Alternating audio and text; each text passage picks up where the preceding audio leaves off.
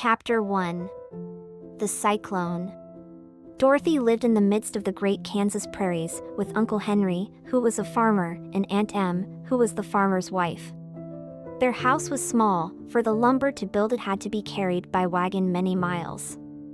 There were 4 walls, a floor and a roof, which made one room, and this room contained a rusty-looking cook stove, a cupboard for the dishes, a table, 3 or 4 chairs, and the beds. Uncle Henry and Aunt Em had a big bed in one corner, and Dorothy a little bed in another corner. There was no garret at all, and no cellar, except a small hole dug in the ground, called a cyclone cellar, where the family could go in case one of those great whirlwinds arose, mighty enough to crush any building in its path. It was reached by a trap door in the middle of the floor, from which a ladder led down into the small, dark hole. When Dorothy stood in the doorway and looked around, she could see nothing but the great gray prairie on every side.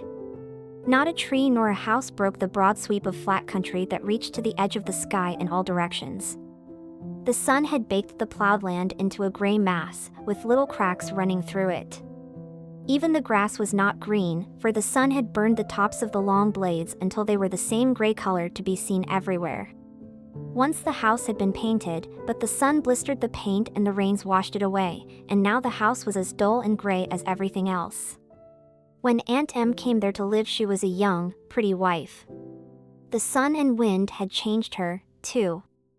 They had taken the sparkle from her eyes and left them a sober gray. They had taken the red from her cheeks and lips, and they were gray also.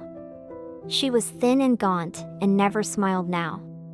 When Dorothy, who was an orphan, first came to her, Aunt Em had been so startled by the child's laughter that she would scream and press her hand upon her heart whenever Dorothy's merry voice reached her ears, and she still looked at the little girl with wonder that she could find anything to laugh at. Uncle Henry never laughed. He worked hard from morning till night and did not know what joy was. He was gray also, from his long beard to his rough boots, and he looked stern and solemn and rarely spoke. It was Toto that made Dorothy laugh and saved her from growing as gray as her other surroundings. Toto was not gray. He was a little black dog, with long silky hair and small black eyes that twinkled merrily on either side of his funny, wee nose. Toto played all day long, and Dorothy played with him and loved him dearly. Today, however, they were not playing. Uncle Henry sat upon the doorstep and looked anxiously at the sky, which was even grayer than usual. Dorothy stood in the door with Toto in her arms and looked at the sky too. Aunt Em was washing the dishes. From the far north they heard a low wail of the wind, and Uncle Henry and Dorothy could see where the long grass bowed in waves before the coming storm. There now came a sharp whistling in the air from the south, and as they turned their eyes that way they saw ripples in the grass coming from that direction also. Suddenly Uncle Henry stood up. "There's a cyclone coming, Em," he called to his wife. "I'll go look after the stock." Then he ran toward the sheds where the cows and horses were kept. Aunt Em dropped her work and came to the door. One glance told her of the danger close at hand. "Quick, Dorothy," she screamed. "Run for the cellar." Toto jumped out of Dorothy's arms and hid under the bed, and the girls started to get him. Aunt Em, badly frightened, threw open the trap door in the floor and climbed down the ladder into the small, dark hole. Dorothy caught Toto at last and started to follow her aunt. When she was halfway across the room there came a great shriek from the wind, and the house shook so hard that she lost her footing and sat down suddenly upon the floor. Then a strange thing happened. The house whirled around 2 or 3 times and rose slowly through the air. Dorothy felt as if she were going up in a balloon. The north and south winds met where the house stood and made it the exact center of the cyclone. In the middle of a cyclone the air is generally still, but the great pressure of the wind on every side of the house raised it up higher and higher until it was at the very top of the cyclone, and there it remained and was carried miles and miles away as easily as you could carry a feather. It was very dark, and the wind held horribly around her, but Dorothy found she was riding quite easily. After the first few whirls around, and one other time when the house tipped badly, she felt as if she were being rocked gently, like a baby in a cradle. Toto did not like it.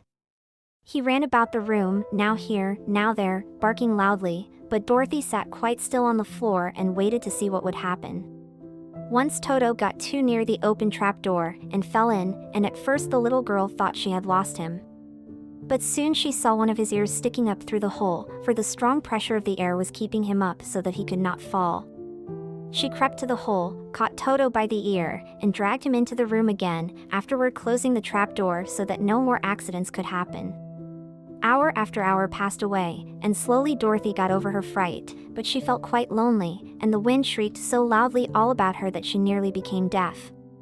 At first she had wondered if she would be dashed to pieces when the house fell again, but as the hours passed and nothing terrible happened, she stopped worrying and resolved to wait calmly and see what the future would bring. At last she crawled over the swaying floor to her bed, and lay down upon it, and Toto followed and lay down beside her. In spite of the swaying of the house and the wailing of the wind, Dorothy soon closed her eyes and fell fast asleep. Chapter 2. The Council with the Munchkins. She was awakened by a shock, so sudden and severe that if Dorothy had not been lying on the soft bed she might have been hurt. As it was, the jar made her catch her breath and wonder what had happened, and Toto put his cold little nose into her face and whined dismally. Dorothy sat up and noticed that the house was not moving, nor was it dark, for the bright sunshine came in at the window, flooding the little room. She sprang from her bed and with Toto at her heels ran and opened the door. The little girl gave a cry of amazement and looked about her, her eyes growing bigger and bigger at the wonderful sights she saw. The cyclone had set the house down very gently, for a cyclone, in the midst of a country of marvelous beauty. There were lovely patches of greensward all about, with stately trees bearing rich and luscious fruits. Banks of gorgeous flowers were on every hand, and birds with rare and brilliant plumage sang and fluttered in the trees and bushes. A little way off was a small brook, rushing and sparkling along between green banks, and murmuring in a voice very grateful to a little girl who had lived so long on the dry, gray prairies. While she stood looking eagerly at the strange and beautiful sights, she noticed coming toward her a group of the queerest people she had ever seen. They were not as big as the grown folk she had always been used to, but neither were they very small. In fact, they seemed about as tall as Dorothy, who was a well-grown child for her age, although they were, so far as looks go, many years older. 3 were men and 1 a woman, and all were oddly dressed. They wore round hats that rose to a small point a foot above their heads, with little bells around the brims that tinkled sweetly as they moved. The hats of the men were blue, the little woman's hat was white, and she wore a white gown that hung in pleats from her shoulders. Over it were sprinkled little stars that glistened in the sun like diamonds. The men were dressed in blue, of the same shade as their hats, and wore well-polished boots with a deep roll of blue at the tops. The men, Dorothy thought, were about as old as Uncle Henry, for 2 of them had beards. But the little woman was doubtless much older. Her face was covered with wrinkles, her hair was nearly white, and she walked rather stiffly. When these people drew near the house where Dorothy was standing in the doorway, they paused and whispered among themselves, as if afraid to come farther. But the little old woman walked up to Dorothy, made a low bow and said, in a sweet voice, "You are welcome, most noble sorceress, to the land of the Munchkins. We are so grateful to you for having killed the wicked witch of the East, and for setting our people free from bondage." Dorothy listened to this speech with wonder. What could the little woman possibly mean by calling her a sorceress, and saying she had killed the wicked witch of the East? Dorothy was an innocent, harmless little girl, who had been carried by a cyclone many miles from home, and she had never killed anything in all her life. But the little woman evidently expected her to answer, so Dorothy said, with hesitation, "You are very kind, but there must be some mistake. I have not killed anything." "Your house did, anyway," replied the little old woman, with a laugh, "and that is the same thing. See," she continued, pointing to the corner of the house. "There are her 2 feet, still sticking out from under a block of wood." Dorothy looked, and gave a little cry of fright. There, indeed, just under the corner of the great beam the house rested on, 2 feet were sticking out, shod in silver shoes with pointed toes. "Oh, dear! Oh, dear!" cried Dorothy, clasping her hands together in dismay. "The house must have fallen on her. Whatever shall we do?" "There is nothing to be done," said the little woman calmly. But who was she? Asked Dorothy. She was the Wicked Witch of the East, as I said, answered the little woman. She has held all the Munchkins in bondage for many years, making them slave for her night and day. Now they are all set free, and are grateful to you for the favor. Who are the Munchkins? Inquired Dorothy. They are the people who live in this land of the East where the Wicked Witch ruled. Are you a Munchkin? Asked Dorothy. No, but I am their friend, although I live in the land of the North. When they saw the Witch of the East was dead, the Munchkins sent a swift messenger to me, and I came at once. I am the Witch of the North. Oh, gracious, cried Dorothy. Are you a real witch?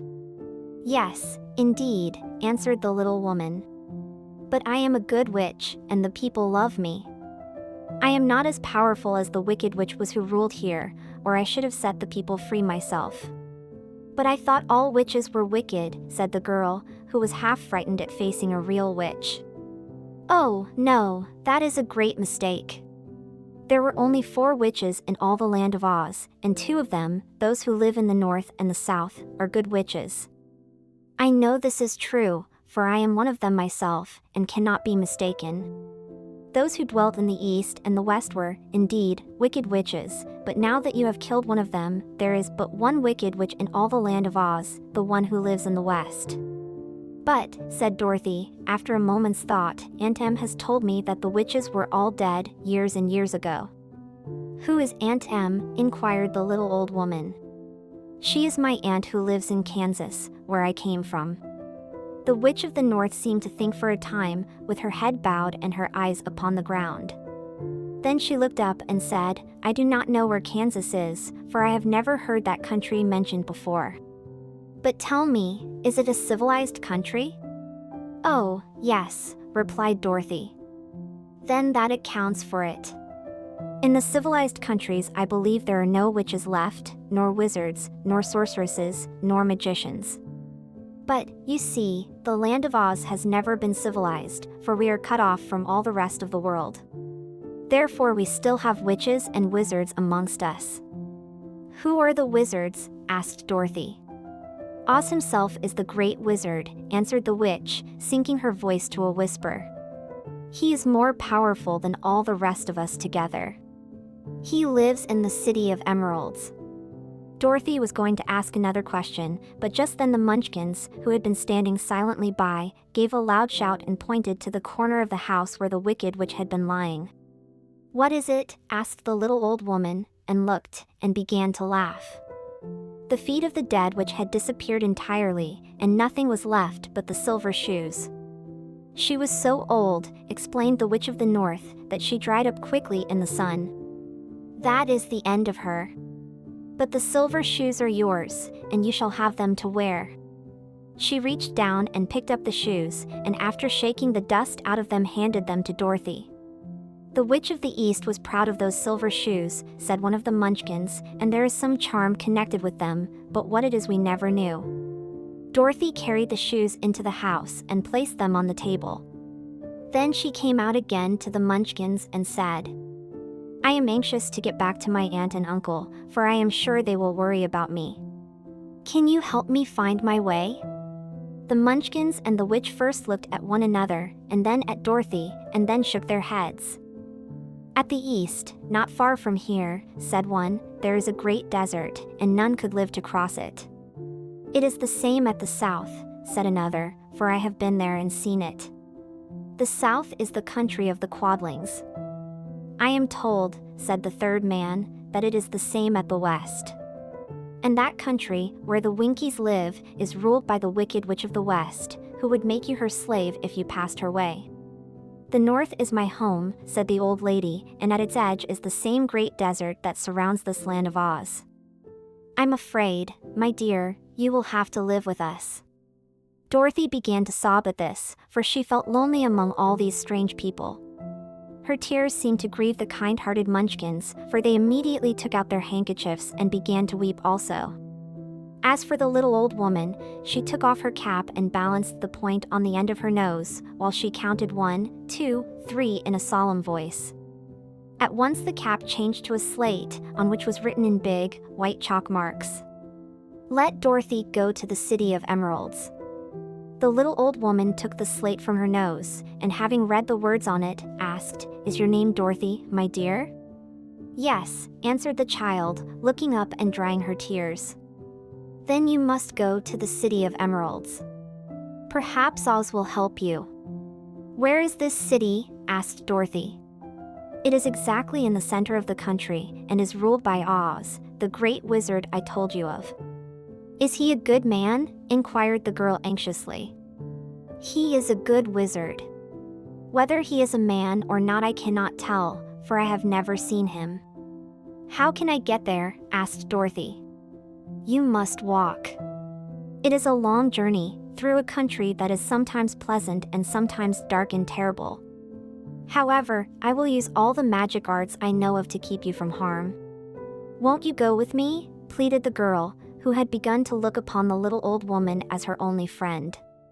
"No, I cannot do that," she replied, "but I will give you my kiss, and no one will dare injure a person who has been kissed by the Witch of the North." She came close to Dorothy and kissed her gently on the forehead. Where her lips touched the girl they left a round, shining mark, as Dorothy found out soon after. "The road to the City of Emeralds is paved with yellow brick," said the witch, "so you cannot miss it. When you get to Oz, do not be afraid of him, but tell your story and ask him to help you. Goodbye, my dear." The three munchkins bowed low to her and wished her a pleasant journey, after which they walked away through the trees. The witch gave Dorothy a friendly little nod, whirled around on her left heel 3 times, and straightway disappeared, much to the surprise of little Toto, who barked after her loudly enough when she had gone, because he had been afraid even to growl while she stood by. But Dorothy, knowing her to be a witch, had expected her to disappear in just that way, and was not surprised in the least. Chapter 3. How Dorothy Saved the Scarecrow. When Dorothy was left alone, she began to feel hungry. So she went to the cupboard and cut herself some bread, which she spread with butter. She gave some to Toto, and taking a pail from the shelf she carried it down to the little brook and filled it with clear, sparkling water. Toto ran over to the trees and began to bark at the bird sitting there. Dorothy went to get him, and saw such delicious fruit hanging from the branches that she gathered some of it, finding it just what she wanted to help out her breakfast. Then she went back to the house, and having helped herself and Toto to a good drink of the cool, clear water, she set about making ready for the journey to the City of Emeralds. Dorothy had only one other dress, but that happened to be clean and was hanging on a peg beside her bed. It was gingham, with checks of white and blue, and although the blue was somewhat faded with many washings, it was still a pretty frock. The girl washed herself carefully, dressed herself in the clean gingham, and tied her pink sunbonnet on her head. She took a little basket and filled it with bread from the cupboard, laying a white cloth over the top. Then she looked down at her feet and noticed how old and worn her shoes were. "They surely will never do for a long journey, Toto," she said. And Toto looked up into her face with his little black eyes and wagged his tail to show he knew what she meant. At that moment Dorothy saw lying on the table the silver shoes that had belonged to the Witch of the East. "I wonder if they will fit me," she said to Toto. "They would be just the thing to take a long walk in, for they could not wear out." She took off her old leather shoes and tried on the silver ones, which fitted her as well as if they had been made for her. Finally she picked up her basket. "Come along, Toto," she said. "We will go to the Emerald City and ask the Great Oz how to get back to Kansas again." She closed the door, locked it, and put the key carefully in the pocket of her dress. And so, with Toto trotting along soberly behind her, she started on her journey. There were several roads nearby, but it did not take her long to find the one paved with yellow bricks. Within a short time she was walking briskly toward the Emerald City, her silver shoes tinkling merrily on the hard, yellow roadbed. The sun shone bright and the birds sang sweetly, and Dorothy did not feel nearly so bad as you might think a little girl would who had been suddenly whisked away from her own country and set down in the midst of a strange land. She was surprised, as she walked along, to see how pretty the country was about her. There were neat fences at the sides of the road, painted a dainty blue color, and beyond them were fields of grain and vegetables in abundance. Evidently, the Munchkins were good farmers and able to raise large crops. Once in a while she would pass a house, and the people came out to look at her and bow low as she went by, for everyone knew she had been the means of destroying the wicked witch and setting them free from bondage.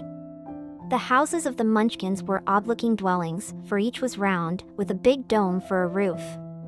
All were painted blue, for in this country of the East blue was the favorite color. Toward evening, when Dorothy was tired with her long walk and began to wonder where she should pass the night, she came to a house rather larger than the rest. On the green lawn before it many men and women were dancing. 5 little fiddlers played as loudly as possible, and the people were laughing and singing, while a big table nearby was loaded with delicious fruits and nuts, pies and cakes, and many other good things to eat. The people greeted Dorothy kindly and invited her to supper and to pass the night with them, for this was the home of one of the richest Munchkins in the land, and his friends were gathered with him to celebrate their freedom from the bondage of the wicked witch. Dorothy ate a hearty supper and was waited upon by the rich Munchkin himself, whose name was Bach. Then she sat upon a settee and watched the people dance. When Bach saw her silver shoes, he said, "You must be a great sorceress." "Why?" asked the girl. "Because you wear silver shoes and have killed the wicked witch. Besides, you have white in your frock, and only witches and sorceresses wear white." "My dress is blue and white checked," said Dorothy, smoothing out the wrinkles in it. "It is kind of you to wear that," said Bach.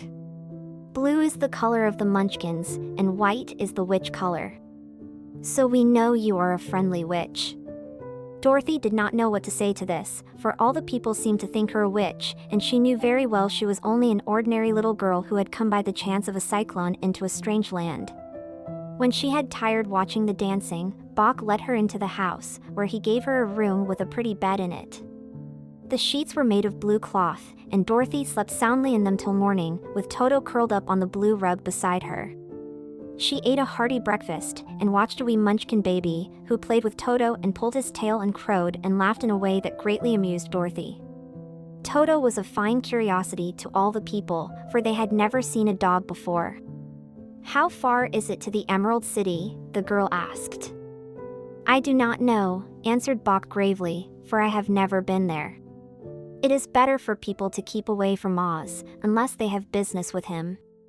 But it is a long way to the Emerald City, and it will take you many days. The country here is rich and pleasant, but you must pass through rough and dangerous places before you reach the end of your journey." This worried Dorothy a little, but she knew that only the Great Oz could help her get to Kansas again, so she bravely resolved not to turn back. She bade her friends goodbye, and again started along the road of yellow brick. When she had gone several miles, she thought she would stop to rest, and so climbed to the top of the fence beside the road and sat down. There was a great cornfield beyond the fence, and not far away she saw a scarecrow, placed high on a pole to keep the birds from the ripe corn. Dorothy leaned her chin upon her hand and gazed thoughtfully at the scarecrow. Its head was a small sack stuffed with straw, with eyes, nose, and mouth painted on it to represent a face. An old, pointed blue hat, that had belonged to some Munchkin, was perched on his head, and the rest of the figure was a blue suit of clothes, worn and faded, which had also been stuffed with straw. On the feet were some old boots with blue tops, such as every man wore in this country, and the figure was raised above the stalks of corn by means of the pole stuck up its back. While Dorothy was looking earnestly into the queer, painted face of the scarecrow, she was surprised to see one of the eyes slowly wink at her. She thought she must have been mistaken at first, for none of the scarecrows in Kansas ever wink, but presently the figure nodded its head to her in a friendly way. Then she climbed down from the fence and walked up to it, while Toto ran around the pole and barked. "Good day," said the scarecrow, in a rather husky voice. "Did you speak?" asked the girl, in wonder. "Certainly," answered the scarecrow. "How do you do?" "I'm pretty well, thank you," replied Dorothy politely. "How do you do?" "I'm not feeling well," said the scarecrow, with a smile, "for it is very tedious being perched up here night and day to scare away crows." "Can't you get down?" asked Dorothy. "No, for this pole is stuck up my back. If you will please take away the pole, I shall be greatly obliged to you." Dorothy reached up both arms and lifted the figure off the pole, for, being stuffed with straw, it was quite light. "Thank you very much," said the Scarecrow, when he had been set down on the ground. "I feel like a new man." Dorothy was puzzled at this, for it sounded queer to hear a stuffed man speak, and to see him bow and walk along beside her. "Who are you?" asked the Scarecrow when he had stretched himself and yawned. "And where are you going?" "My name is Dorothy," said the girl, "and I am going to the Emerald City, to ask the Great Oz to send me back to Kansas." "Where is the Emerald City?" he inquired. "And who is Oz?" "Why, don't you know?" she returned, in surprise. "No, indeed. I don't know anything. You see, I am stuffed, so I have no brains at all," he answered sadly. "Oh," said Dorothy, "I'm awfully sorry for you." "Do you think," he asked, "if I go to the Emerald City with you, that Oz would give me some brains?" "I cannot tell," she returned, "but you may come with me, if you like. If Oz will not give you any brains, you will be no worse off than you are now." "That is true," said the Scarecrow. "You see," he continued confidentially, "I don't mind my legs and arms and body being stuffed, because I cannot get hurt. If anyone treads on my toes or sticks a pin into me, it doesn't matter, for I can't feel it. But I do not want people to call me a fool, and if my head stays stuffed with straw instead of with brains, as yours is, how am I ever to know anything?" "I understand how you feel," said the little girl, who was truly sorry for him. "If you will come with me, I'll ask Oz to do all he can for you." "Thank you," he answered gratefully. They walked back to the road. Dorothy helped him over the fence, and they started along the path of yellow brick for the Emerald City. Toto did not like this addition to the party at first. He smelled around the stuffed man as if he suspected there might be a nest of rats in the straw, and he often growled in an unfriendly way at the Scarecrow. "Don't mind Toto," said Dorothy to her new friend. "He never bites." "Oh, I'm not afraid," replied the Scarecrow. "He can't hurt the straw. Do let me carry that basket for you. I shall not mind it, for I can't get tired. I'll tell you a secret," he continued, as he walked along. "There is only one thing in the world I am afraid of." "What is that?" asked Dorothy. "The Munchkin farmer who made you." "No," answered the Scarecrow, "it's a lighted match." Chapter 4. The Road Through the Forest. After a few hours, the road began to be rough, and the walking grew so difficult that the Scarecrow often stumbled over the yellow bricks, which were here very uneven. Sometimes, indeed, they were broken or missing altogether, leaving holes that Toto jumped across and Dorothy walked around. As for the Scarecrow, having no brains, he walked straight ahead, and so stepped into the holes and fell at full length on the hard bricks. It never hurt him, however, and Dorothy would pick him up and set him upon his feet again, while he joined her in laughing merrily at his own mishap. The farms were not nearly so well cared for here as they were farther back. There were fewer houses and fewer fruit trees, and the farther they went, the more dismal and lonesome the country became. At noon they sat down by the roadside, near a little brook, and Dorothy opened her basket and got out some bread. She offered a piece to the Scarecrow, but he refused. "I am never hungry," he said, "and it is a lucky thing I am not, for my mouth is only painted, and if I should cut a hole in it so I could eat, the straw I am stuffed with would come out, and that would spoil the shape of my head." Dorothy saw at once that this was true, so she only nodded and went on eating her bread. "Tell me something about yourself and the country you came from," said the Scarecrow, when she had finished her dinner. So she told him all about Kansas, and how great everything was there, and how the cyclone had carried her to this queer land of Oz. The Scarecrow listened carefully, and said, "I cannot understand why you should wish to leave this beautiful country and go back to the dry, gray place you call Kansas." "That is because you have no brains," answered the girl. "No matter how dreary and gray our homes are, we people of flesh and blood would rather live there than in any other country, be it ever so beautiful. There is no place like home." The Scarecrow sighed. "Of course I cannot understand it," he said. If your heads were stuffed with straw, like mine, you would probably all live in the beautiful places, and then Kansas would have no people at all. It is fortunate for Kansas that you have brains. Won't you tell me a story while we are resting? Asked the child. The Scarecrow looked at her reproachfully and answered, My life has been so short that I really know nothing whatever. I was only made day before yesterday. What happened in the world before that time is all unknown to me. Luckily, when the farmer made my head, one of the first things he did was to paint my ears, so that I heard what was going on. There was another munchkin with him, and the first thing I heard was the farmer saying, How do you like those ears? They aren't straight, answered the other. Never mind, said the farmer. They are ears just the same, which was true enough. Now I'll make the eyes, said the farmer. So he painted my right eye, and as soon as it was finished I found myself looking at him and at everything around me with a great deal of curiosity, for this was my first glimpse of the world. That's a rather pretty eye, remarked the munchkin who was watching the farmer. Blue paint is just the color for eyes. I think I'll make the other a little bigger, said the farmer. And when the second eye was done I could see much better than before. Then he made my nose and my mouth. But I did not speak, because at that time I didn't know what a mouth was for. I had the fun of watching them make my body and my arms and legs, and when they fastened on my head, at last, I felt very proud, for I thought I was just as good a man as anyone. This fellow will scare the crows fast enough, said the farmer. He looks just like a man. Why, he is a man, said the other, and I quite agreed with him. The farmer carried me under his arm to the cornfield and set me up on a tall stick, where you found me. He and his friends soon after walked away and left me alone. I did not like to be deserted this way. So I tried to walk after them. But my feet would not touch the ground, and I was forced to stay on that pole. It was a lonely life to lead, for I had nothing to think of, having been made such a little while before. Many crows and other birds flew into the cornfield, but as soon as they saw me they flew away again, thinking I was a munchkin, and this pleased me and made me feel that I was quite an important person. By and by an old crow flew near me, and after looking at me carefully he perched upon my shoulder and said, I wonder if that farmer thought to fool me in this clumsy manner. Any crow of sense could see that you were only stuffed with straw.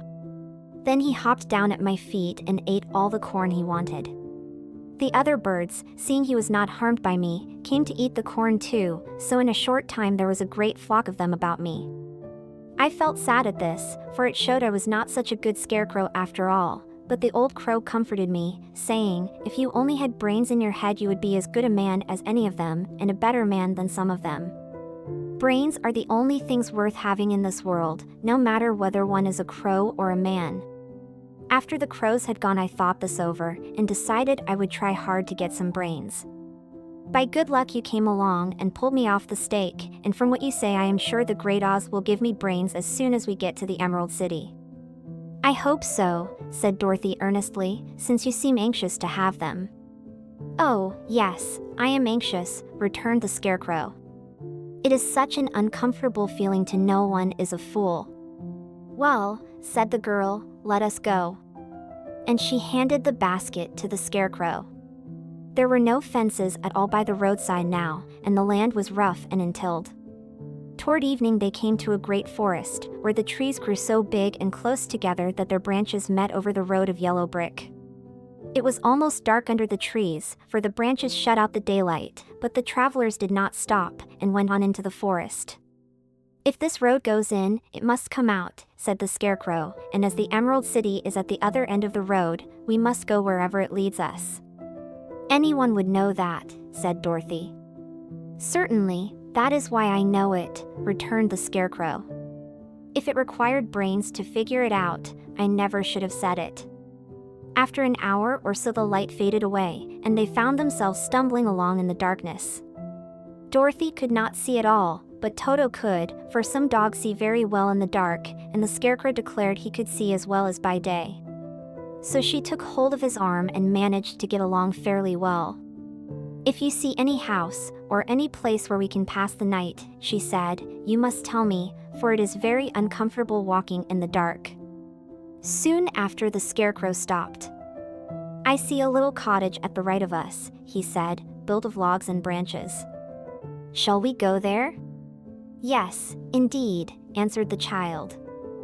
"I am all tired out."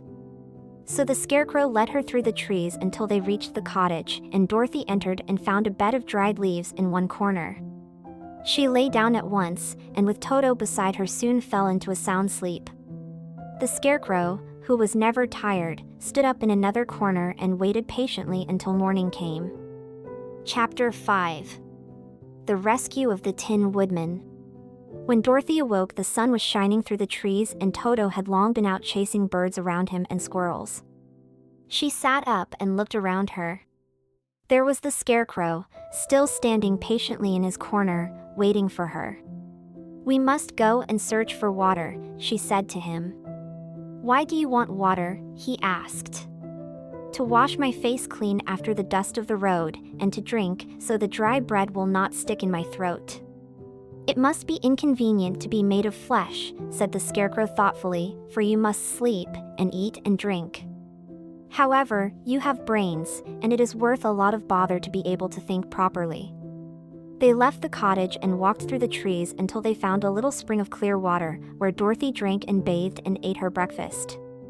She saw there was not much bread left in the basket, and the girl was thankful the Scarecrow did not have to eat anything, for there was scarcely enough for herself and Toto for the day.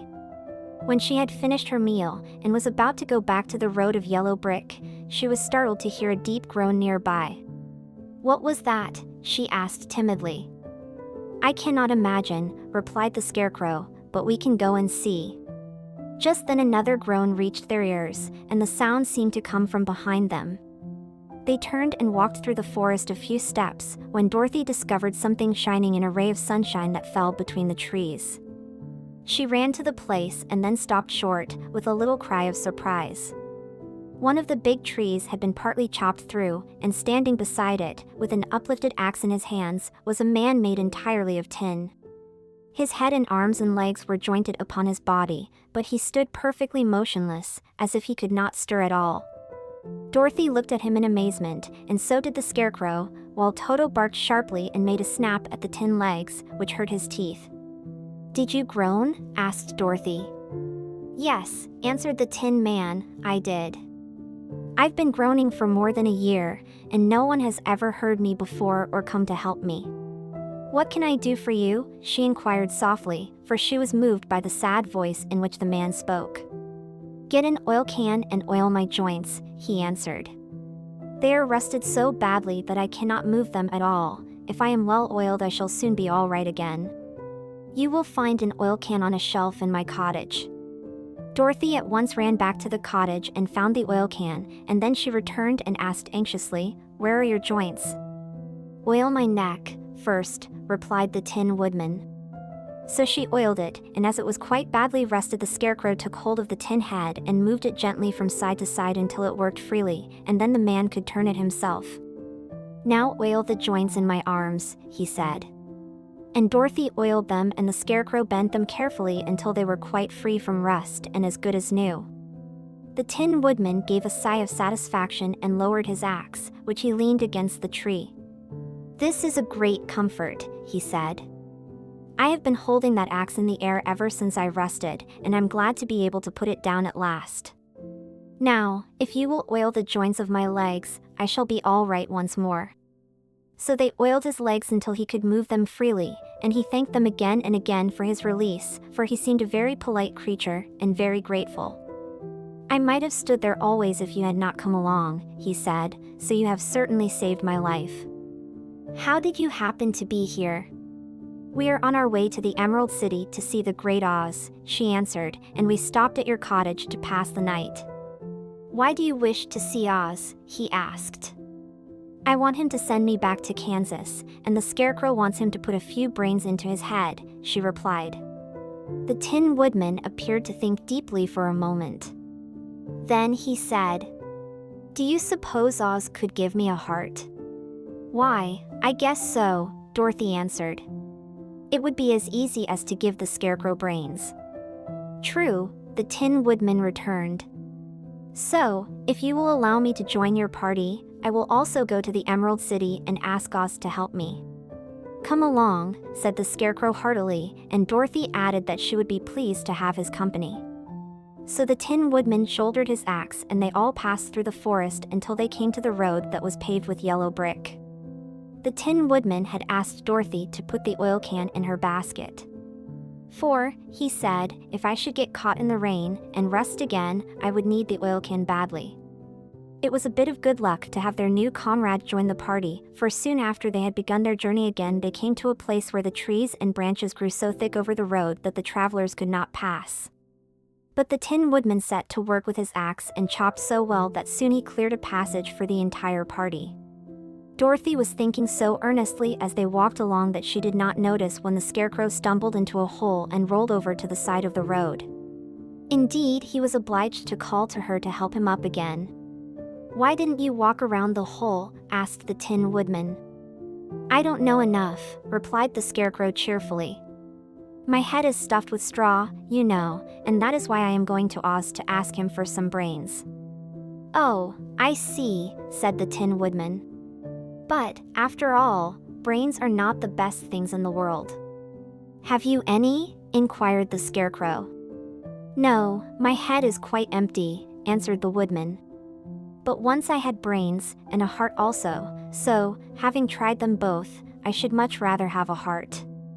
And why is that? Asked the Scarecrow. I will tell you my story, and then you will know. So, while they were walking through the forest, the Tin Woodman told the following story. I was born the son of a woodman who chopped down trees in the forest and sold the wood for a living. When I grew up, I too became a wood chopper, and after my father died I took care of my old mother as long as she lived. Then I made up my mind that instead of living alone I would marry, so that I might not become lonely. There was one of the Munchkin girls who was so beautiful that I soon grew to love her with all my heart.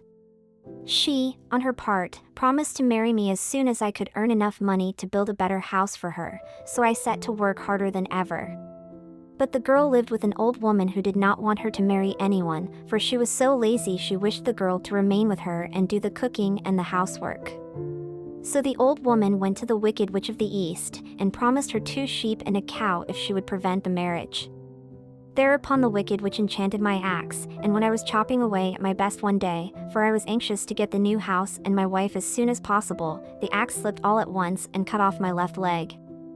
This at first seemed a great misfortune, for I knew a one-legged man could not do very well as a wood chopper. So I went to a tinsmith and had him make me a new leg out of tin. The leg worked very well, once I was used to it. But my action angered the Wicked Witch of the East, for she had promised the old woman I should not marry the pretty Munchkin girl. When I began chopping again, my axe slipped and cut off my right leg. Again I went to the tinsmith, and again he made me a leg out of tin. After this the enchanted axe cut off my arms, one after the other, but, nothing daunted, I had them replaced with tin ones. The Wicked Witch then made the axe slip and cut off my head, and at first I thought that was the end of me. But the tinsmith happened to come along, and he made me a new head out of tin. I thought I had beaten the Wicked Witch then, and I worked harder than ever, but I little knew how cruel my enemy could be. She thought of a new way to kill my love for the beautiful Munchkin maiden, and made my axe slip again, so that it cut right through my body, splitting me into 2 halves. Once more the tinsmith came to my help and made me a body of tin, fastening my tin arms and legs and head to it, by means of joints, so that I could move around as well as ever. But, alas! I had now no heart, so that I lost all my love for the Munchkin girl, and did not care whether I married her or not. I suppose she is still living with the old woman, waiting for me to come after her. My body shone so brightly in the sun that I felt very proud of it, and it did not matter now if my axe slipped, for it could not cut me. There was only one danger, that my joints would rust, but I kept an oil can in my cottage and took care to oil myself whenever I needed it. However, there came a day when I forgot to do this, and, being caught in a rainstorm, before I thought of the danger my joints had rusted, and I was left to stand in the woods until you came to help me. It was a terrible thing to undergo, But during the year I stood there, I had time to think that the greatest loss I had known was the loss of my heart. While I was in love, I was the happiest man on earth, but no one can love who has not a heart, and so I am resolved to ask Oz to give me one. If he does, I will go back to the Munchkin Maiden and marry her." Both Dorothy and the Scarecrow had been greatly interested in the story of the Tin Woodman, and now they knew why he was so anxious to get a new heart. "All the same," said the Scarecrow, "I shall ask for brains instead of a heart, for a fool would not know what to do with a heart if he had one." "I shall take the heart," returned the Tin Woodman, "for brains do not make one happy, and happiness is the best thing in the world." Dorothy did not say anything, for she was puzzled to know which of her two friends was right, and she decided if she could only get back to Kansas and Aunt Em, it did not matter so much whether the Woodman had no brains and the Scarecrow no heart, or each got what he wanted. What worried her most was that the bread was nearly gone, and another meal for herself and Toto would empty the basket. To be sure, neither the Woodman nor the Scarecrow ever ate anything, but she was not made of tin nor straw, and could not live unless she was fed. Chapter 6. The Cowardly Lion. All this time Dorothy and her companions had been walking through the thick woods. The road was still paved with yellow brick, but these were much covered by dried branches and dead leaves from the trees, and the walking was not at all good. There were few birds in this part of the forest, for birds love the open country where there is plenty of sunshine. But now and then there came a deep growl from some wild animal hidden among the trees. These sounds made the little girl's heart beat fast, for she did not know what made them, but Toto knew, and he walked close to Dorothy's side, and did not even bark in return.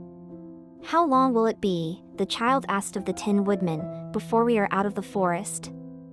"I cannot tell," was the answer, "for I have never been to the Emerald City. But my father went there once, when I was a boy, and he said it was a long journey through a dangerous country, although nearer to the city where Oz dwells the country is beautiful. But I am not afraid so long as I have my oil can, and nothing can hurt the Scarecrow, while you bear upon your forehead the mark of the Good Witch's kiss, and that will protect you from harm." "But Toto," said the girl anxiously. "What will protect him?" "We must protect him ourselves if he is in danger," replied the Tin Woodman. Just as he spoke there came from the forest a terrible roar, and the next moment a great lion bounded into the road. With one blow of his paw he sent the Scarecrow spinning over and over to the edge of the road, and then he struck at the Tin Woodman with his sharp claws. But, to the lion's surprise, he could make no impression on the tin, although the Woodman fell over in the road and lay still. Little Toto, now that he had an enemy to face, ran barking toward the lion, and the great beast had opened his mouth to bite the dog, when Dorothy, fearing Toto would be killed, and heedless of danger, rushed forward and slapped the lion upon his nose as hard as she could, while she cried out, "Don't you dare to bite Toto! You ought to be ashamed of yourself, a big beast like you, to bite a poor little dog." "I didn't bite him," said the lion, as he rubbed his nose with his paw where Dorothy had hit it. "No, but you tried to," she retorted. "You are nothing but a big coward." "I know it," said the lion, hanging his head in shame. "I've always known it. But how can I help it? I don't know, I'm sure. To think of your striking a stuffed man, like the poor Scarecrow." "Is he stuffed?" asked the lion in surprise, as he watched her pick up the Scarecrow and set him upon his feet, while she patted him into shape again. "Of course he's stuffed," replied Dorothy, who was still angry. "That's why he went over so easily," remarked the lion. "It astonished me to see him whirl around so." "Is the other one stuffed also?" "No," said Dorothy, "he's made of tin." And she helped the Woodman up again. "That's why he nearly blunted my claws," said the lion. "When they scratched against the tin it made a cold shiver run down my back." "What is that little animal you are so tender of?" "He is my dog, Toto," answered Dorothy. "Is he made of tin, or stuffed?" asked the lion. "Neither. He's a meat dog," said the girl. "Oh! He's a curious animal and seems remarkably small, now that I look at him. No one would think of biting such a little thing, except a coward like me," continued the lion sadly. "What makes you a coward?" asked Dorothy, looking at the great beast in wonder, for he was as big as a small horse. "It's a mystery," replied the lion. "I suppose I was born that way. All the other animals in the forest naturally expect me to be brave, for the lion is everywhere thought to be the king of beasts. I learned that if I roared very loudly, every living thing was frightened and got out of my way.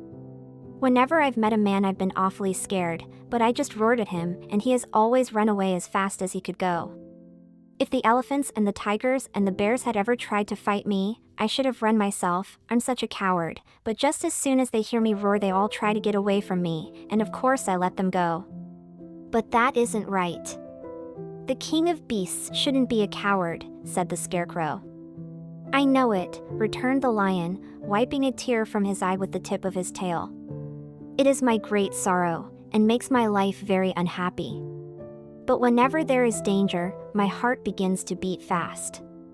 "Perhaps you have heart disease," said the Tin Woodman.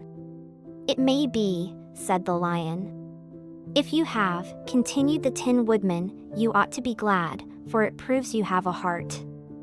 For my part, I have no heart, so I cannot have heart disease." "Perhaps," said the lion thoughtfully, "if I had no heart I should not be a coward." "Have you brains?" asked the scarecrow. "I suppose so." "I've never looked to see," replied the lion.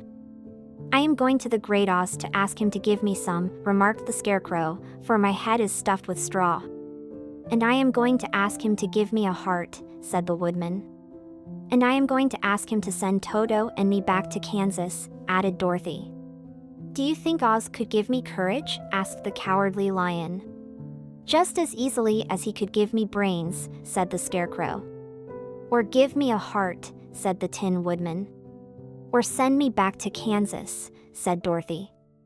"Then, if you don't mind, I'll go with you," said the lion, "for my life is simply unbearable without a bit of courage."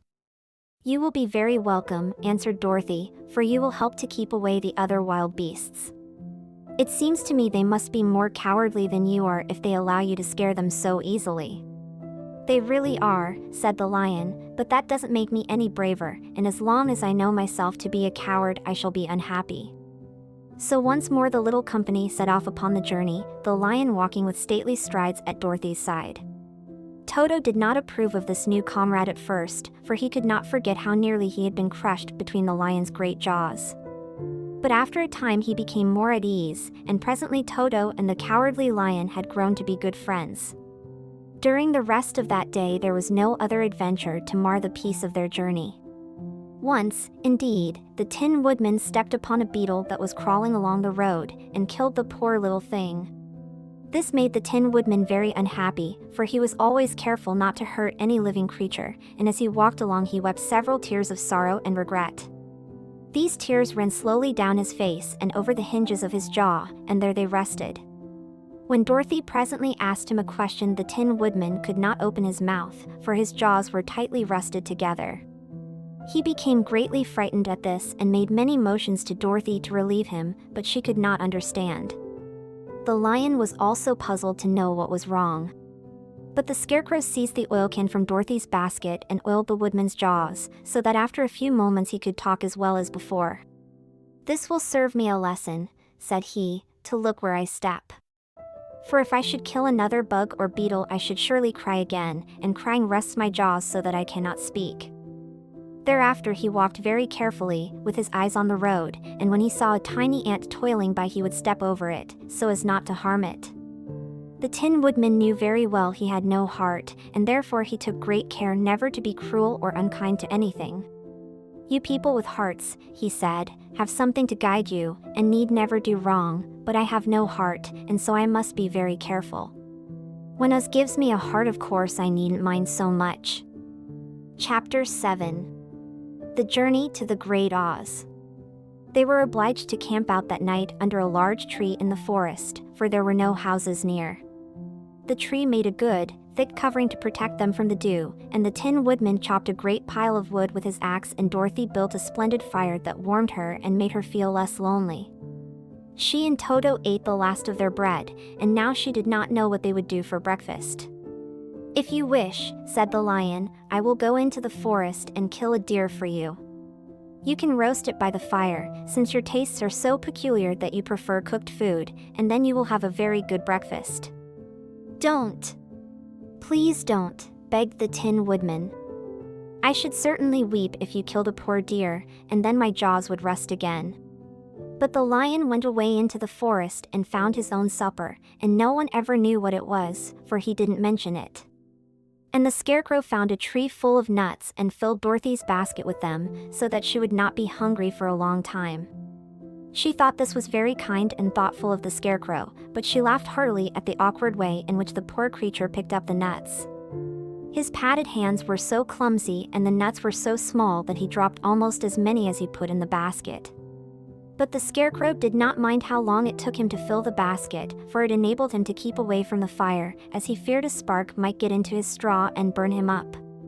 So he kept a good distance away from the flames, and only came near to cover Dorothy with dry leaves when she lay down to sleep. These kept her very snug and warm, and she slept soundly until morning. When it was daylight, the girl bathed her face in a little rippling brook, and soon after they all started toward the Emerald City. This was to be an eventful day for the travelers. They had hardly been walking an hour when they saw before them a great ditch that crossed the road and divided the forest as far as they could see on either side. It was a very wide ditch, and when they crept up to the edge and looked into it they could see it was also very deep, and there were many big, jagged rocks at the bottom. The sides were so steep that none of them could climb down, and for a moment it seemed that their journey must end. "What shall we do?" asked Dorothy despairingly. "I haven't the faintest idea," said the Tin Woodman, and the lion shook his shaggy mane and looked thoughtful. But the Scarecrow said, "We cannot fly, that is certain. Neither can we climb down into this great ditch. Therefore, if we cannot jump over it, we must stop where we are." "I think I could jump over it," said the Cowardly Lion, after measuring the distance carefully in his mind. "Then we are all right," answered the Scarecrow, "for you can carry us all over on your back, one at a time." "Well, I'll try it," said the lion. "Who will go first?" "I will," declared the Scarecrow, "for, if you found that you could not jump over the gulf, Dorothy would be killed, or the Tin Woodman badly dented on the rocks below. But if I am on your back it will not matter so much, for the fall would not hurt me at all." "I am terribly afraid of falling, myself," said the Cowardly Lion, "but I suppose there is nothing to do but try it. So get on my back and we will make the attempt." The Scarecrow sat upon the lion's back, and the big beast walked to the edge of the gulf and crouched down. "Why don't you run and jump?" asked the Scarecrow. "Because that isn't the way we lions do these things," he replied. Then giving a great spring, he shot through the air and landed safely on the other side. They were all greatly pleased to see how easily he did it, and after the Scarecrow had got down from his back the lion sprang across the ditch again. Dorothy thought she would go next, so she took Toto in her arms and climbed on the lion's back, holding tightly to his mane with one hand. The next moment it seemed as if she were flying through the air, and then, before she had time to think about it, she was safe on the other side. The lion went back a third time and got the Tin Woodman, and then they all sat down for a few moments to give the beast a chance to rest, for his great leaps had made his breath short, and he panted like a big dog that has been running too long. They found the forest very thick on this side, and it looked dark and gloomy. After the lion had rested they started along the road of yellow brick, silently wondering, each in his own mind, if ever they would come to the end of the woods and reach the bright sunshine again. To add to their discomfort, they soon heard strange noises in the depths of the forest, and the lion whispered to them that it was in this part of the country that the Kalidas lived. "What are the Kalidas?" asked the girl. "They are monstrous beasts with bodies like bears and heads like tigers," replied the lion, "and with claws so long and sharp that they could tear me in two as easily as I could kill Toto." "I'm terribly afraid of the Kalidas." "I'm not surprised that you are," returned Dorothy. "They must be dreadful beasts." The lion was about to reply when suddenly they came to another gulf across the road. But this one was so broad and deep that the lion knew at once he could not leap across it. So they sat down to consider what they should do, and after serious thought the Scarecrow said, "Here is a great tree, standing close to the ditch.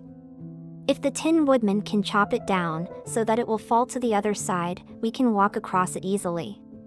"That is a first-rate idea," said the Lion. "One would almost suspect you had brains in your head instead of straw." The woodman set to work at once, and so sharp was his axe that the tree was soon chopped nearly through. Then the Lion put his strong front legs against the tree and pushed with all his might, and slowly the big tree tipped and fell with a crash across the ditch, with its top branches on the other side. They had just started to cross this queer bridge when a sharp growl made them all look up, and to their horror they saw running toward them two great beasts with bodies like bears and heads like tigers. "They are the Kalidas," said the Cowardly Lion, beginning to tremble. "Quick!" cried the Scarecrow. "Let us cross over." So Dorothy went first, holding Toto in her arms, the Tin Woodman followed, and the Scarecrow came next. The Lion, although he was certainly afraid, turned to face the Kalidas, and then he gave so loud and terrible a roar that Dorothy screamed and the Scarecrow fell over backward, while even the fierce beasts stopped short and looked at him in surprise. But, seeing they were bigger than the Lion, and remembering that there were two of them and only one of him, the Kalidas again rushed forward, and the Lion crossed over the tree and turned to see what they would do next. Without stopping an instant, the fierce beasts also began to cross the tree. And the Lion said to Dorothy, "We are lost, for they will surely tear us to pieces with their sharp claws. But stand close behind me, and I will fight them as long as I am alive." "Wait a minute," called the Scarecrow.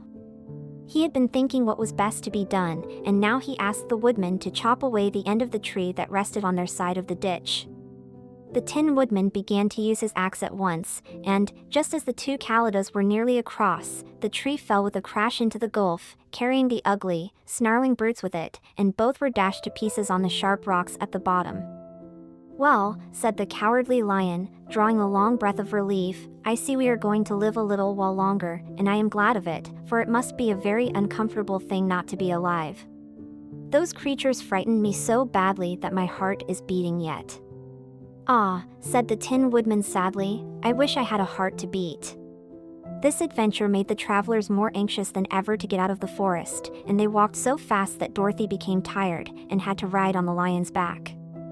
To their great joy, the trees became thinner the farther they advanced, and in the afternoon they suddenly came upon a broad river, flowing swiftly just before them. On the other side of the water they could see the road of yellow brick running through a beautiful country, with green meadows dotted with bright flowers and all the road bordered with trees hanging full of delicious fruits. They were greatly pleased to see this delightful country before them. "How shall we cross the river?" asked Dorothy. "That is easily done," replied the Scarecrow. "The Tin Woodman must build us a raft, so we can float to the other side." So the Woodman took his axe and began to chop down small trees to make a raft, and while he was busy at this the Scarecrow found on the riverbank a tree full of fine fruit. This pleased Dorothy, who had eaten nothing but nuts all day, and she made a hearty meal of the ripe fruit. But it takes time to make a raft, even when one is as industrious and untiring as the Tin Woodman, and when night came the work was not done. So they found a cozy place under the trees where they slept well until the morning, and Dorothy dreamed of the Emerald City, and of the good Wizard Oz, who would soon send her back to her own home again. Chapter 8. The Deadly Poppy Field. Our little party of travelers awakened the next morning refreshed and full of hope, and Dorothy breakfasted like a princess off peaches and plums from the trees beside the river. Behind them was the dark forest they had passed safely through, although they had suffered many discouragements, but before them was a lovely, sunny country that seemed to beckon them on to the Emerald City. To be sure, the broad river now cut them off from this beautiful land. But the raft was nearly done, and after the Tin Woodman had cut a few more logs and fastened them together with wooden pins, they were ready to start. Dorothy sat down in the middle of the raft and held Toto in her arms. When the Cowardly Lion stepped upon the raft it tipped badly, for he was big and heavy, but the Scarecrow and the Tin Woodman stood upon the other end to steady it, and they had long poles in their hands to push the raft through the water. They got along quite well at first, but when they reached the middle of the river the swift current swept the raft downstream, farther and farther away from the road of yellow brick. And the water grew so deep that the long poles would not touch the bottom. "This is bad," said the Tin Woodman, "for if we cannot get to the land we shall be carried into the country of the Wicked Witch of the West, and she will enchant us and make us her slaves." "And then I should get no brains," said the Scarecrow. "And I should get no courage," said the Cowardly Lion. "And I should get no heart," said the Tin Woodman. "And I should never get back to Kansas," said Dorothy. "We must certainly get to the Emerald City if we can," the Scarecrow continued, and he pushed so hard on his long pole that it stuck fast in the mud at the bottom of the river. Then, before he could pull it out again, or let go, the raft was swept away, and the poor Scarecrow was left clinging to the pole in the middle of the river. "Goodbye," he called after them, and they were very sorry to leave him. Indeed, the Tin Woodman began to cry, but fortunately remembered that he might rest, and so dried his tears on Dorothy's apron. Of course, this was a bad thing for the Scarecrow. "I am now worse off than when I first met Dorothy," he thought. "Then, I was stuck on a pole in a cornfield, where I could make believe scare the crows, at any rate. But surely there is no use for a Scarecrow stuck on a pole in the middle of a river. I am afraid I shall never have any brains, after all." Down the stream the raft floated, and the poor Scarecrow was left far behind. Then the Lion said, "Something must be done to save us. I think I can swim to the shore and pull the raft after me, if you will only hold fast to the tip of my tail." So he sprang into the water, and the Tin Woodman caught fast hold of his tail. Then the Lion began to swim with all his might toward the shore. It was hard work, although he was so big, but by and by they were drawn out of the current, and then Dorothy took the Tin Woodman's long pole and helped push the raft to the land. They were all tired out when they reached the shore at last and stepped off upon the pretty green grass, and they also knew that the stream had carried them a long way past the road of yellow brick that led to the Emerald City. "What shall we do now?" asked the Tin Woodman, as the Lion lay down on the grass to let the sun dry him. "We must get back to the road, in some way," said Dorothy. "The best plan will be to walk along the riverbank until we come to the road again," remarked the Lion. So, when they were rested, Dorothy picked up her basket and they started along the grassy bank to the road from which the river had carried them. It was a lovely country, with plenty of flowers and fruit trees and sunshine to cheer them, and had they not felt so sorry for the poor Scarecrow, they could have been very happy. They walked along as fast as they could, Dorothy only stopping once to pick a beautiful flower, and after a time the Tin Woodman cried out, "Look!" Then they all looked at the river and saw the Scarecrow perched upon his pole in the middle of the water, looking very lonely and sad. "What can we do to save him?" asked Dorothy. The Lion and the Woodman both shook their heads, for they did not know. So they sat down upon the bank and gazed wistfully at the Scarecrow until a stork flew by, who, upon seeing them, stopped to rest at the water's edge. "Who are you and where are you going?" asked the stork. "I am Dorothy," answered the girl, "and these are my friends, the Tin Woodman and the Cowardly Lion, and we are going to the Emerald City." "This isn't the road," said the stork, as she twisted her long neck and looked sharply at the queer party. "I know it," returned Dorothy, "but we have lost the Scarecrow, and are wondering how we shall get him again." "Where is he?" asked the stork. "Over there in the river," answered the little girl. "If he wasn't so big and heavy I would get him for you," remarked the stork. "He isn't heavy a bit," said Dorothy eagerly, "for he is stuffed with straw, and if you will bring him back to us, we shall thank you ever and ever so much." "Well, I'll try," said the stork, "but if I find he is too heavy to carry I shall have to drop him in the river again." So the big bird flew into the air and over the water till she came to where the Scarecrow was perched upon his pole. Then the stork with her great claws grabbed the Scarecrow by the arm and carried him up into the air and back to the bank, where Dorothy and the Lion and the Tin Woodman and Toto were sitting. When the Scarecrow found himself among his friends again, he was so happy that he hugged them all, even the Lion and Toto, and as they walked along he sang Tolderito-o, at every step. He felt so gay. "I was afraid I should have to stay in the river forever," he said, "but the kind stork saved me, and if I ever get any brains I shall find the stork again and do her some kindness in return."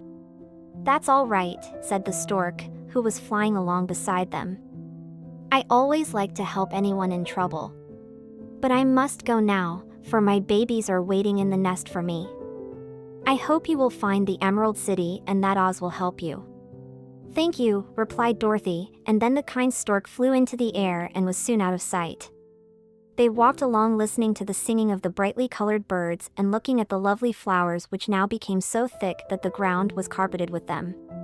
There were big yellow and white and blue and purple blossoms, besides great clusters of scarlet poppies, which were so brilliant in color they almost dazzled Dorothy's eyes. "Aren't they beautiful?" the girl asked, as she breathed in the spicy scent of the bright flowers. "I suppose so," answered the Scarecrow. "When I have brains, I shall probably like them better. If I only had a heart, I should love them," added the Tin Woodman. "I always did like flowers," said the Lion. "They seem so helpless and frail. But there are none in the forest so bright as these." They now came upon more and more of the big scarlet poppies, and fewer of the other flowers, and soon they found themselves in the midst of a great meadow of poppies. Now it is well known that when there are many of these flowers together, their odor is so powerful that anyone who breathes it falls asleep, and if the sleeper is not carried away from the scent of the flowers, he sleeps on and on forever. But Dorothy did not know this, nor could she get away from the bright red flowers that were everywhere about, so presently her eyes grew heavy and she felt she must sit down to rest and to sleep. But the Tin Woodman would not let her do this.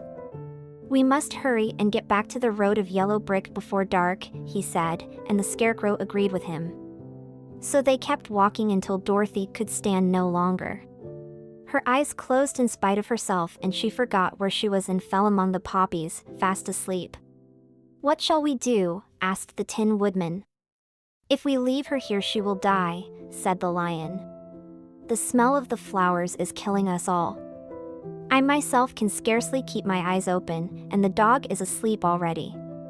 It was true, Toto had fallen down beside his little mistress. But the Scarecrow and the Tin Woodman, not being made of flesh, were not troubled by the scent of the flowers. "Run fast," said the Scarecrow to the Lion, "and get out of this deadly flower bed as soon as you can. We will bring the little girl with us, but if you should fall asleep you are too big to be carried." So the Lion aroused himself and bounded forward as fast as he could go.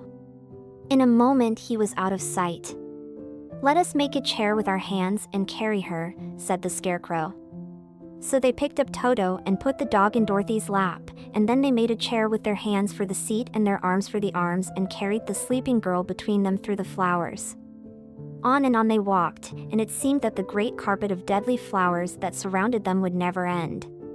They followed the bend of the river, and at last came upon their friend the Lion, lying fast asleep among the poppies. The flowers had been too strong for the huge beast, and he had given up at last, and fallen only a short distance from the end of the poppy bed, where the sweet grass spread in beautiful green fields before them. "We can do nothing for him," said the Tin Woodman, sadly, "for he is much too heavy to lift. We must leave him here to sleep on forever, and perhaps he will dream that he has found courage at last." "I'm sorry," said the Scarecrow. The Lion was a very good comrade for one so cowardly. "But let us go on." They carried the sleeping girl to a pretty spot beside the river, far enough from the poppy field to prevent her breathing any more of the poison of the flowers, and here they laid her gently on the soft grass and waited for the fresh breeze. Chapter 9. The Queen of the Field Mice. "We cannot be far from the road of yellow brick, now," remarked the Scarecrow, as he stood beside the girl, "for we have come nearly as far as the river carried us away." The Tin Woodman was about to reply when he heard a low growl, and turning his head, which worked beautifully on hinges, he saw a strange beast come bounding over the grass toward them. It was, indeed, a great yellow wildcat, and the Woodman thought it must be chasing something, for its ears were lying close to its head and its mouth was wide open, showing 2 rows of ugly teeth, while its red eyes glowed like balls of fire. As it came nearer, the Tin Woodman saw that running before the beast was a little gray field mouse, and although he had no heart he knew it was wrong for the wildcat to try to kill such a pretty, harmless creature. So the Woodman raised his axe, and as the wildcat ran by he gave it a quick blow that cut the beast's head clean off from its body, and it rolled over at his feet in 2 pieces. The field mouse, now that it was freed from its enemy, stopped short, and coming slowly up to the Woodman it said, in a squeaky little voice, "Oh, thank you. Thank you ever so much for saving my life. "Don't speak of it, I beg of you," replied the woodman. "I have no heart, you know, so I am careful to help all those who may need a friend, even if it happens to be only a mouse." "Only a mouse," cried the little animal, indignantly. "Why, I am a queen, the queen of all the field mice." "Oh, indeed," said the woodman, making a bow. "Therefore you have done a great deed, as well as a brave one, in saving my life," added the queen. At that moment several mice were seen running up as fast as their little legs could carry them, and when they saw their queen they exclaimed, "Oh, your majesty, we thought you would be killed. How did you manage to escape the great wildcat?" They all bowed so low to the little queen that they almost stood upon their heads. "This funny tin man," she answered, "killed the wildcat and saved my life. So hereafter you must all serve him and obey his slightest wish." "We will," cried all the mice, in a shrill chorus. And then they scampered in all directions, for Toto had awakened from his sleep, and seeing all these mice around him he gave one bark of delight and jumped right into the middle of the group. Toto had always loved to chase mice when he lived in Kansas, and he saw no harm in it. But the Tin Woodman caught the dog in his arms and held him tight, while he called to the mice, "Come back! Come back! Toto shall not hurt you." At this the queen of the mice stuck her head out from underneath a clump of grass and asked, in a timid voice, "Are you sure he will not bite us?" "I will not let him," said the woodman, "so do not be afraid." One by one the mice came creeping back, and Toto did not bark again, although he tried to get out of the woodman's arms, and would have bitten him had he not known very well he was made of tin. Finally one of the biggest mice spoke. "Is there anything we can do," it asked, "to repay you for saving the life of our queen?" "Nothing that I know of," answered the woodman, but the scarecrow, who had been trying to think, but could not because his head was stuffed with straw, said, quickly, "Oh, yes, you can save our friend, the cowardly lion, who is asleep in the poppy bed." "A lion?" cried the little queen. "Why, he would eat us all up." "Oh, no," declared the scarecrow, "this lion is a coward." "Really?" asked the mouse. "He says so himself," answered the scarecrow, "and he would never hurt anyone who is our friend. If you will help us to save him I promise that he shall treat you all with kindness." "Very well," said the queen, "we trust you. But what shall we do? Are there many of these mice which call you queen and are willing to obey you?" "Oh, yes, there are thousands," she replied. "Then send for them all to come here as soon as possible, and let each one bring a long piece of string." The queen turned to the mice that attended her and told them to go at once and get all her people. As soon as they heard her orders they ran away in every direction as fast as possible. "Now," said the scarecrow to the Tin Woodman, "you must go to those trees by the riverside and make a truck that will carry the lion." So the woodman went at once to the trees and began to work, and he soon made a truck out of the limbs of trees, from which he chopped away all the leaves and branches. He fastened it together with wooden pegs and made the four wheels out of short pieces of a big tree trunk. So fast and so well did he work that by the time the mice began to arrive the truck was all ready for them. They came from all directions, and there were thousands of them, big mice and little mice and middle-sized mice, and each one brought a piece of string in his mouth. It was about this time that Dorothy woke from her long sleep and opened her eyes. She was greatly astonished to find herself lying upon the grass, with thousands of mice standing around and looking at her timidly. But the scarecrow told her about everything, and turning to the dignified little mouse, he said, "Permit me to introduce to you Her Majesty, the Queen." Dorothy nodded gravely and the Queen made a curtsy, after which she became quite friendly with the little girl. The scarecrow and the woodman now began to fasten the mice to the truck, using the strings they had brought. One end of a string was tied around the neck of each mouse and the other end to the truck. Of course the truck was 1,000 times bigger than any of the mice who were to draw it, but when all the mice had been harnessed, they were able to pull it quite easily. Even the scarecrow and the Tin Woodman could sit on it and were drawn swiftly by their queer little horses to the place where the lion lay asleep. After a great deal of hard work, for the lion was heavy, they managed to get him up on the truck. Then the queen hurriedly gave her people the order to start, for she feared if the mice stayed among the poppies too long they also would fall asleep. At first the little creatures, many though they were, could hardly stir the heavily loaded truck, but the woodman and the scarecrow both pushed from behind, and they got along better. Soon they rolled the lion out of the poppy bed to the green fields, where he could breathe the sweet, fresh air again, instead of the poisonous scent of the flowers. Dorothy came to meet them and thanked the little mice warmly for saving her companion from death. She had grown so fond of the big lion she was glad he had been rescued. Then the mice were unharnessed from the truck and scampered away through the grass to their homes. The queen of the mice was the last to leave. "If ever you need us again," she said, "come out into the field and call, and we shall hear you and come to your assistance." "Goodbye." "Goodbye," they all answered, and away the queen ran, while Dorothy held Toto tightly lest he should run after her and frighten her. After this they sat down beside the lion until he should awaken, and the scarecrow brought Dorothy some fruit from a tree nearby, which she ate for her dinner. Chapter 10. The Guardian of the Gate. It was some time before the cowardly lion awakened, for he had lain among the poppies a long while, breathing in their deadly fragrance, but when he did open his eyes and roll off the truck he was very glad to find himself still alive. "I ran as fast as I could," he said, sitting down and yawning, "but the flowers were too strong for me." "How did you get me out?" Then they told him of the field mice, and how they had generously saved him from death, and the cowardly lion laughed, and said, "I have always thought myself very big and terrible, yet such little things as flowers came near to killing me, and such small animals as mice have saved my life. How strange it all is! But, comrades, what shall we do now?" "We must journey on until we find the road of yellow brick again," said Dorothy, "and then we can keep on to the Emerald City." So, the lion being fully refreshed, and feeling quite himself again, they all started upon the journey, greatly enjoying the walk through the soft, fresh grass, and it was not long before they reached the road of yellow brick and turned again toward the Emerald City where the Great Oz dwelt. The road was smooth and well paved, now, and the country about was beautiful, so that the travelers rejoiced in leaving the forest far behind, and with it the many dangers they had met in its gloomy shades.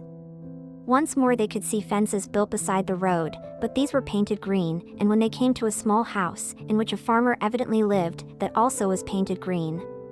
They passed by several of these houses during the afternoon, and sometimes people came to the doors and looked at them as if they would like to ask questions, but no one came near them nor spoke to them because of the great lion, of which they were very much afraid. The people were all dressed in clothing of a lovely emerald green color and wore peaked hats like those of the Munchkins. "This must be the land of Oz," said Dorothy, "and we are surely getting near the Emerald City." "Yes," answered the Scarecrow. "Everything is green here, while in the country of the Munchkins blue was the favorite color. But the people do not seem to be as friendly as the Munchkins, and I'm afraid we shall be unable to find a place to pass the night." "I should like something to eat besides fruit," said the girl, "and I'm sure Toto is nearly starved. Let us stop at the next house and talk to the people." So, when they came to a good-sized farmhouse, Dorothy walked boldly up to the door and knocked. A woman opened it just far enough to look out, and said, "What do you want, child, and why is that great lion with you?" "We wish to pass the night with you, if you will allow us," answered Dorothy, "and the lion is my friend and comrade, and would not hurt you for the world." "Is he tame?" asked the woman, opening the door a little wider. "Oh, yes," said the girl, "and he is a great coward, too. He will be more afraid of you than you are of him." "Well," said the woman, after thinking it over and taking another peep at the lion, "if that is the case you may come in, and I will give you some supper and a place to sleep." So they all entered the house, where there were, besides the woman, 2 children and a man. The man had hurt his leg, and was lying on the couch in a corner. They seemed greatly surprised to see so strange a company, and while the woman was busy laying the table the man asked, "Where are you all going?" "To the Emerald City," said Dorothy, "to see the Great Oz."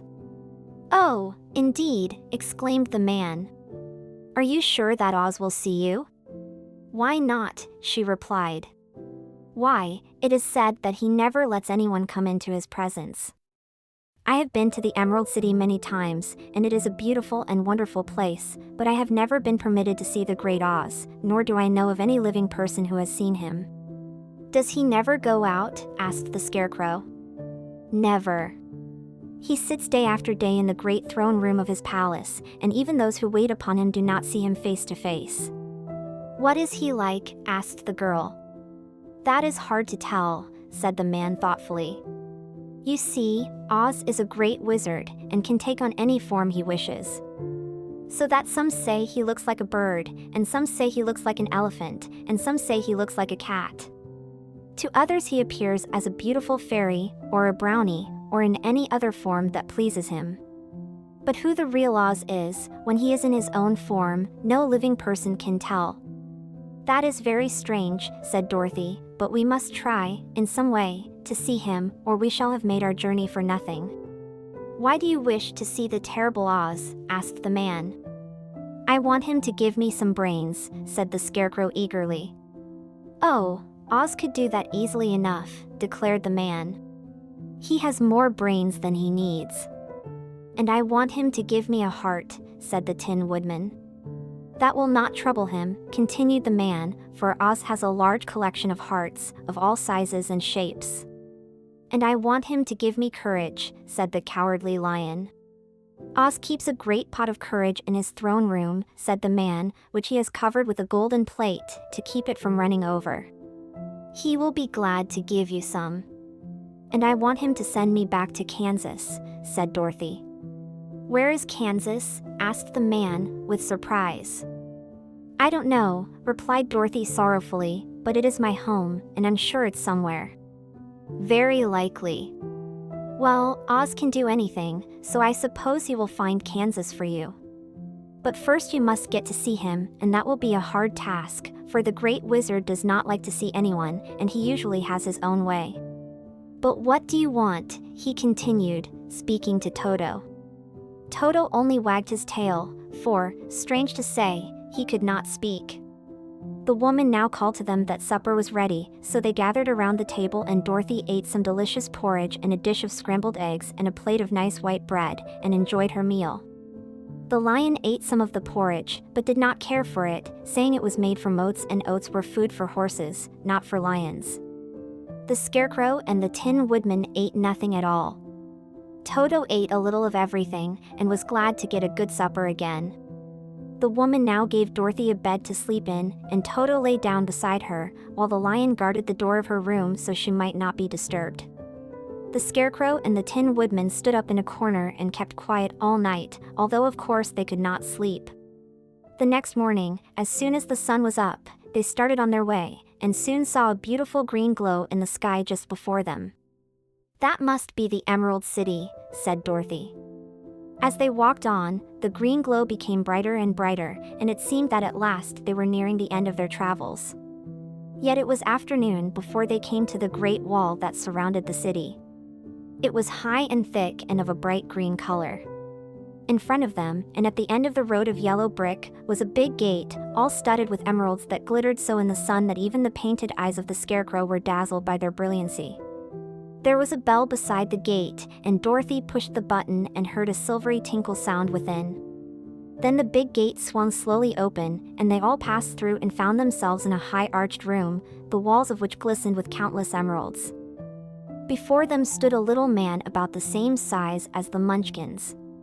He was clothed all in green, from his head to his feet, and even his skin was of a greenish tint.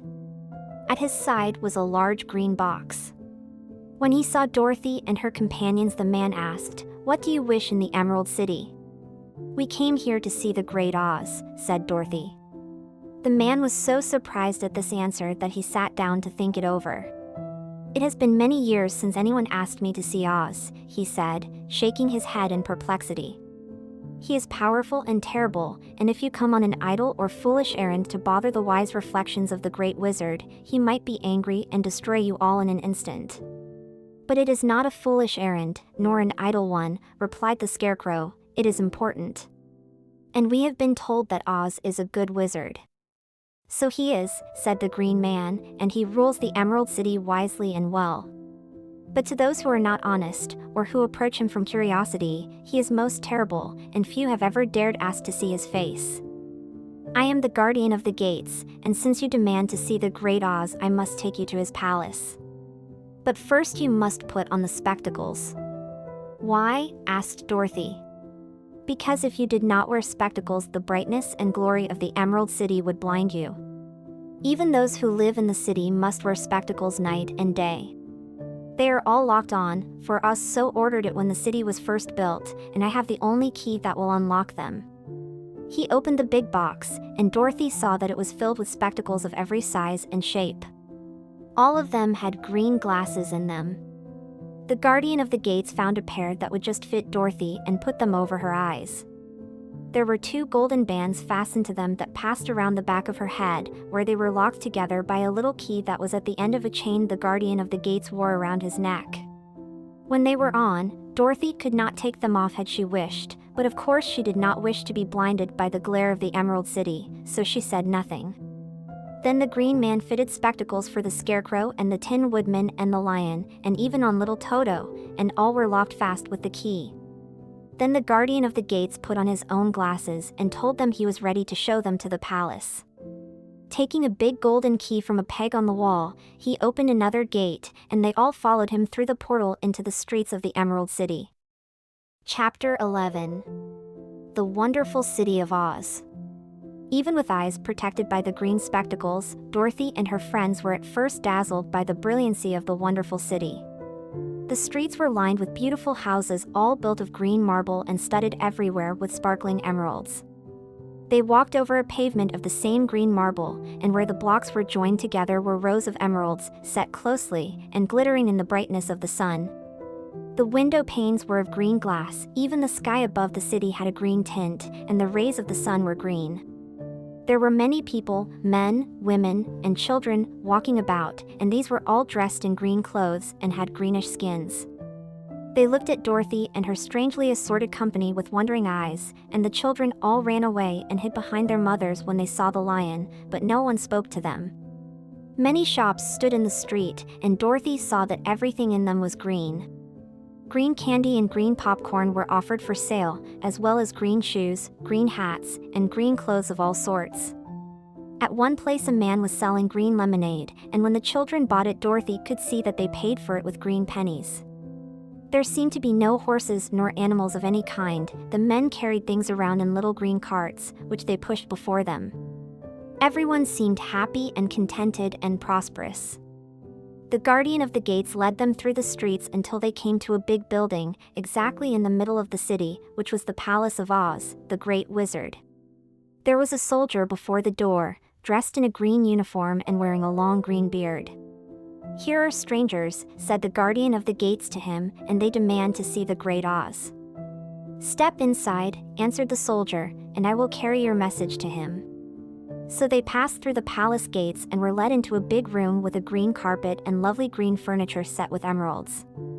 The soldier made them all wipe their feet upon a green mat before entering this room, and when they were seated he said politely, "Please make yourselves comfortable while I go to the door of the throne room and tell us you are here." They had to wait a long time before the soldier returned. When, at last, he came back, Dorothy asked, "Have you seen Oz?" "Oh, no," returned the soldier, "I have never seen him. But I spoke to him as he sat behind his screen and gave him your message. He said he will grant you an audience, if you so desire, but each one of you must enter his presence alone, and he will admit but one each day. Therefore, as you must remain in the palace for several days, I will have you shown to rooms where you may rest in comfort after your journey." "Thank you," replied the girl, "that is very kind of Oz." The soldier now blew upon a green whistle, and at once a young girl, dressed in a pretty green silk gown, entered the room. She had lovely green hair and green eyes, and she bowed low before Dorothy as she said, "Follow me and I will show you your room." So Dorothy said goodbye to all her friends except Toto, and taking the dog in her arms followed the green girl through 7 passages and up 3 flights of stairs until they came to a room at the front of the palace.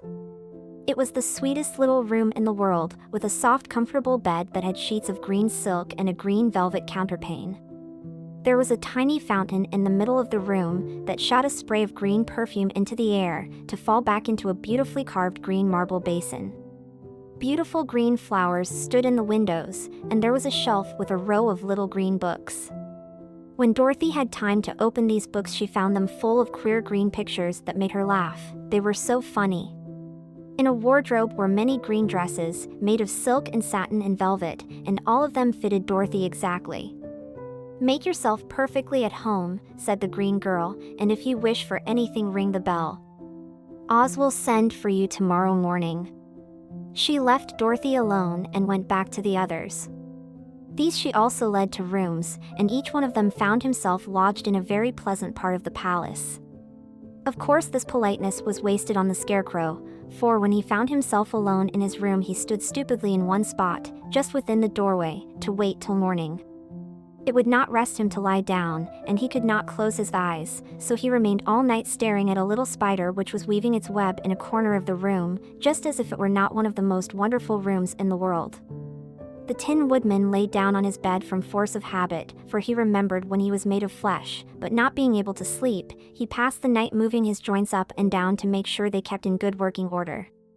The Lion would have preferred a bed of dried leaves in the forest, and did not like being shut up in a room, but he had too much sense to let this worry him, so he sprang upon the bed and rolled himself up like a cat and purred himself asleep in a minute.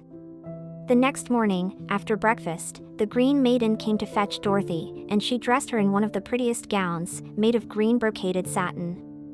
Dorothy put on a green silk apron and tied a green ribbon around Toto's neck, and they started for the throne room of the Great Oz. First they came to a great hall in which were many ladies and gentlemen of the court, all dressed in rich costumes. These people had nothing to do but talk to each other, but they always came to wait outside the throne room every morning, although they were never permitted to see Oz. As Dorothy entered, they looked at her curiously, and one of them whispered, "Are you really going to look upon the face of Oz the Terrible?" "Of course," answered the girl, "if he will see me." "Oh, he will see you," said the soldier who had taken her message to the wizard, although he does not like to have people ask to see him.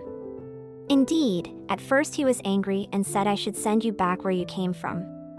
Then he asked me what you looked like, and when I mentioned your silver shoes, he was very much interested. At last I told him about the mark upon your forehead, and he decided he would admit you to his presence. Just then a bell rang, and the green girl said to Dorothy, "That is the signal. You must go into the throne room alone." She opened a little door and Dorothy walked boldly through and found herself in a wonderful place. It was a big, round room with a high arched roof, and the walls and ceiling and floor were covered with large emeralds set closely together. In the center of the roof was a great light, as bright as the sun, which made the emeralds sparkle in a wonderful manner. But what interested Dorothy most was the big throne of green marble that stood in the middle of the room. It was shaped like a chair and sparkled with gems, as did everything else. In the center of the chair was an enormous head, without a body to support it or any arms or legs whatever. There was no hair upon this head, but it had eyes and a nose and mouth, and was much bigger than the head of the biggest giant. As Dorothy gazed upon this in wonder and fear, the eyes turned slowly and looked at her sharply and steadily. Then the mouth moved, and Dorothy heard a voice say, "I am Oz, the Great and Terrible. Who are you, and why do you seek me?" It was not such an awful voice as she had expected to come from the big head, so she took courage and answered, "I am Dorothy, the small and meek. I have come to you for help." The eyes looked at her thoughtfully for a full minute. Then said the voice, "Where did you get the silver shoes?" "I got them from the Wicked Witch of the East, when my house fell on her and killed her," she replied. "Where did you get the mark upon your forehead?" continued the voice. "That is where the Good Witch of the North kissed me when she bade me goodbye and sent me to you," said the girl. Again the eyes looked at her sharply, and they saw she was telling the truth. Then Oz asked, "What do you wish me to do?" "Send me back to Kansas, where my Aunt Em and Uncle Henry are," she answered earnestly. "I don't like your country, although it is so beautiful. And I am sure Aunt Em will be dreadfully worried over my being away so long." The eyes winked 3 times, and then they turned up to the ceiling and down to the floor and rolled around so queerly that they seemed to see every part of the room. And at last, they looked at Dorothy again. "Why should I do this for you?" asked Oz. "Because you are strong and I am weak, because you are a great wizard and I am only a little girl." "But you were strong enough to kill the Wicked Witch of the East," said Oz. "That just happened," returned Dorothy simply. "I could not help it." "Well," said the head, "I will give you my answer. You have no right to expect me to send you back to Kansas unless you do something for me in return. In this country, everyone must pay for everything he gets. If you wish me to use my magic power to send you home again, you must do something for me first. Help me and I will help you." "What must I do?" asked the girl. "Kill the Wicked Witch of the West," answered Oz. "But I cannot," exclaimed Dorothy, greatly surprised. "You killed the Witch of the East and you wear the silver shoes, which bear a powerful charm. There is now but one Wicked Witch left in all this land, and when you can tell me she is dead I will send you back to Kansas, but not before." The little girl began to weep. She was so much disappointed, and the eyes winked again and looked upon her anxiously, as if the great Oz felt that she could help him if she would. "I never killed anything, willingly," she sobbed. "Even if I wanted to, how could I kill the Wicked Witch? If you, who are great and terrible, cannot kill her yourself, how do you expect me to do it?" "I do not know," said the head, "but that is my answer, and until the Wicked Witch dies you will not see your uncle and aunt again. Remember that the witch is wicked, tremendously wicked, and ought to be killed. Now go, and do not ask to see me again until you have done your task." Sorrowfully Dorothy left the throne room and went back where the lion and the scarecrow and the Tin Woodman were waiting to hear what Oz had said to her. "There is no hope for me," she said sadly, "for Oz will not send me home until I have killed the Wicked Witch of the West, and that I can never do." Her friends were sorry, but could do nothing to help her, so Dorothy went to her own room and lay down on the bed and cried herself to sleep. The next morning the soldier with the green whiskers came to the scarecrow and said, "Come with me, for Oz has sent for you." So the scarecrow followed him and was admitted into the great throne room, where he saw, sitting in the emerald throne, a most lovely lady. She was dressed in green silk gauze and wore upon her flowing green locks a crown of jewels. Growing from her shoulders were wings, gorgeous in color and so light that they fluttered if the slightest breath of air reached them. When the scarecrow had bowed, as prettily as his straw stuffing would let him, before this beautiful creature, she looked upon him sweetly, and said, "I am Oz, the great and terrible. Who are you, and why do you seek me?" Now the scarecrow, who had expected to see the great head Dorothy had told him of, was much astonished, but he answered her bravely. "I am only a scarecrow, stuffed with straw. Therefore I have no brains, and I come to you praying that you will put brains in my head instead of straw, so that I may become as much a man as any other in your dominions." "Why should I do this for you?" asked the lady. "Because you are wise and powerful, and no one else can help me," answered the scarecrow. "I never grant favors without some return," said Oz, "but this much I will promise. If you will kill for me the Wicked Witch of the West, I will bestow upon you a great many brains, and such good brains that you will be the wisest man in all the land of Oz." "I thought you asked Dorothy to kill the witch," said the scarecrow, in surprise. "So I did. I don't care who kills her. But until she is dead I will not grant your wish. Now go, and do not seek me again until you have earned the brains you so greatly desire." The scarecrow went sorrowfully back to his friends and told them what Oz had said, and Dorothy was surprised to find that the great wizard was not a head, as she had seen him, but a lovely lady. "All the same," said the scarecrow, "she needs a heart as much as the Tin Woodman." On the next morning the soldier with the green whiskers came to the Tin Woodman and said, "Oz has sent for you. Follow me." So the Tin Woodman followed him and came to the great throne room. He did not know whether he would find Oz a lovely lady or a head, but he hoped it would be the lovely lady. For, he said to himself, if it is the head, I am sure I shall not be given a heart, since a head has no heart of its own and therefore cannot feel for me. But if it is the lovely lady, I shall beg hard for a heart, for all ladies are themselves said to be kindly hearted. But when the woodman entered the great throne room, he saw neither the head nor the lady, for Oz had taken the shape of a most terrible beast. It was nearly as big as an elephant, and the green throne seemed hardly strong enough to hold its weight. The beast had a head like that of a rhinoceros, only there were 5 eyes in its face. There were 5 long arms growing out of its body, and it also had 5 long, slim legs.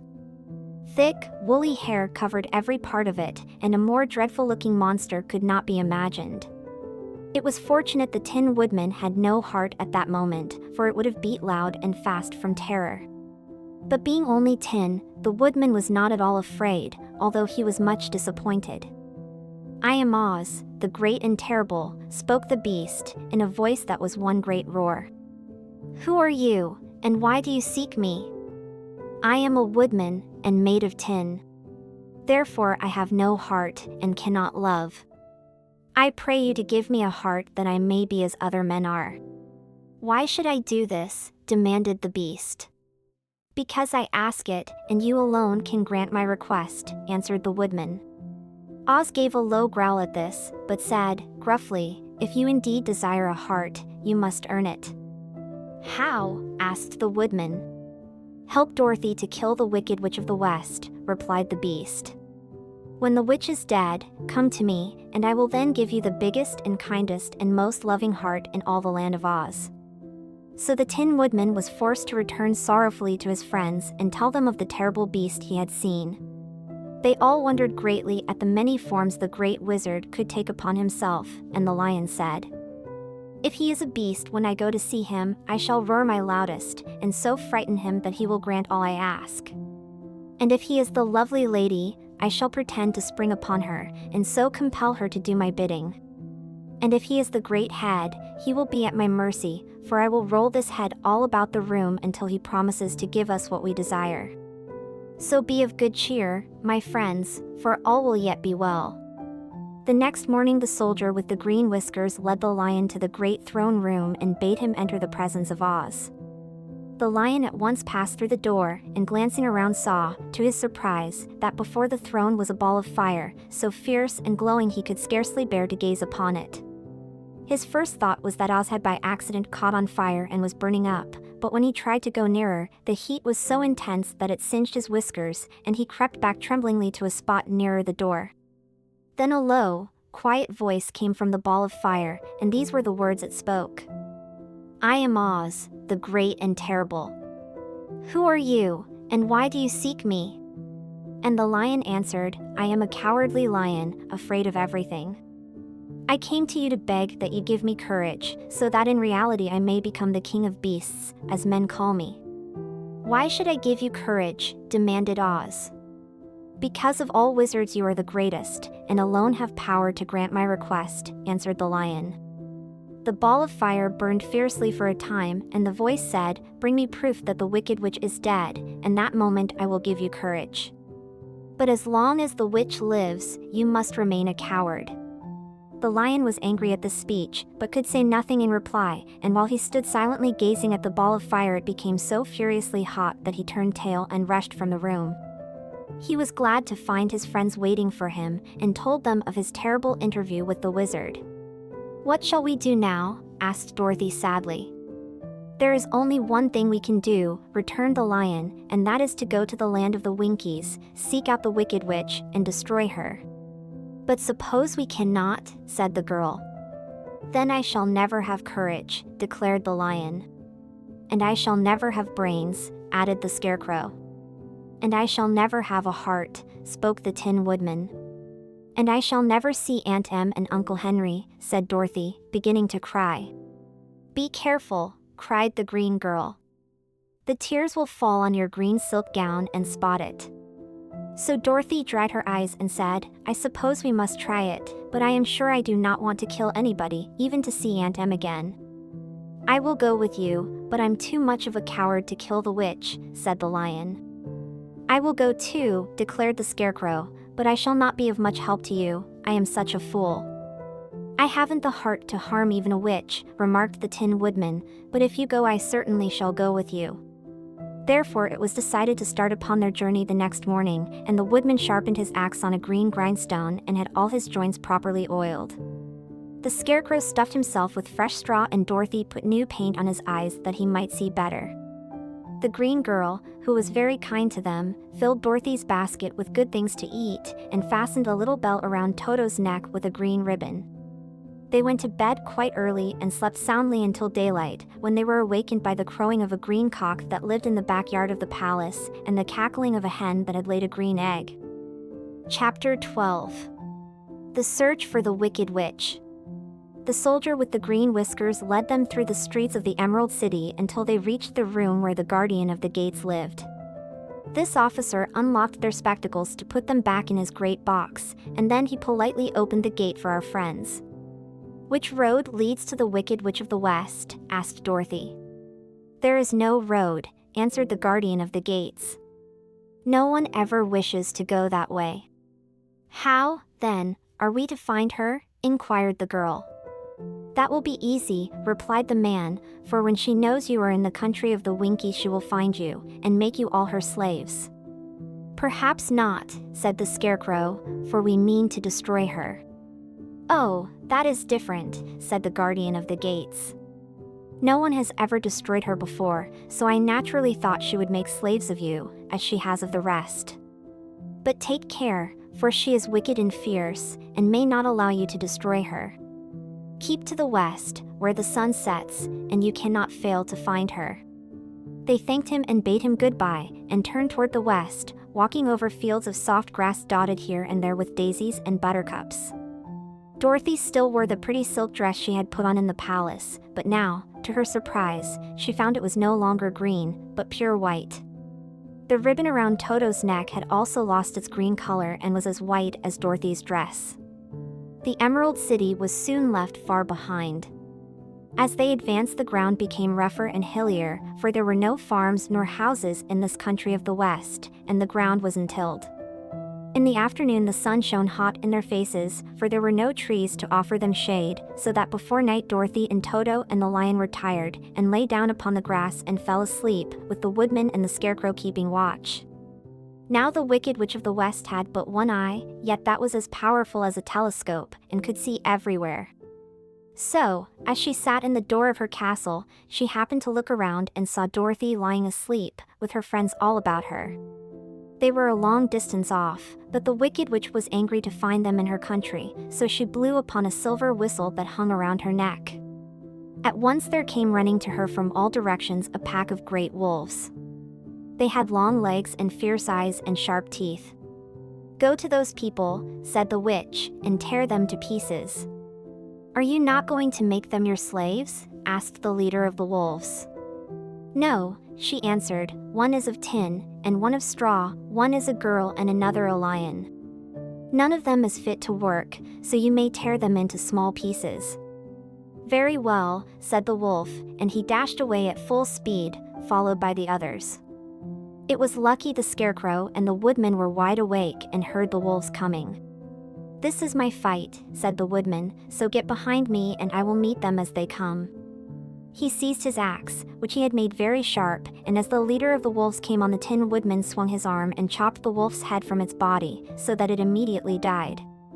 As soon as he could raise his axe, another wolf came up, and he also fell under the sharp edge of the Tin Woodman's weapon. There were 40 wolves, and 40 times a wolf was killed, so that at last they all lay dead in a heap before the woodman. Then he put down his axe and sat beside the Scarecrow, who said, "It was a good fight, friend." They waited until Dorothy awoke the next morning. The little girl was quite frightened when she saw the great pile of shaggy wolves, but the Tin Woodman told her all.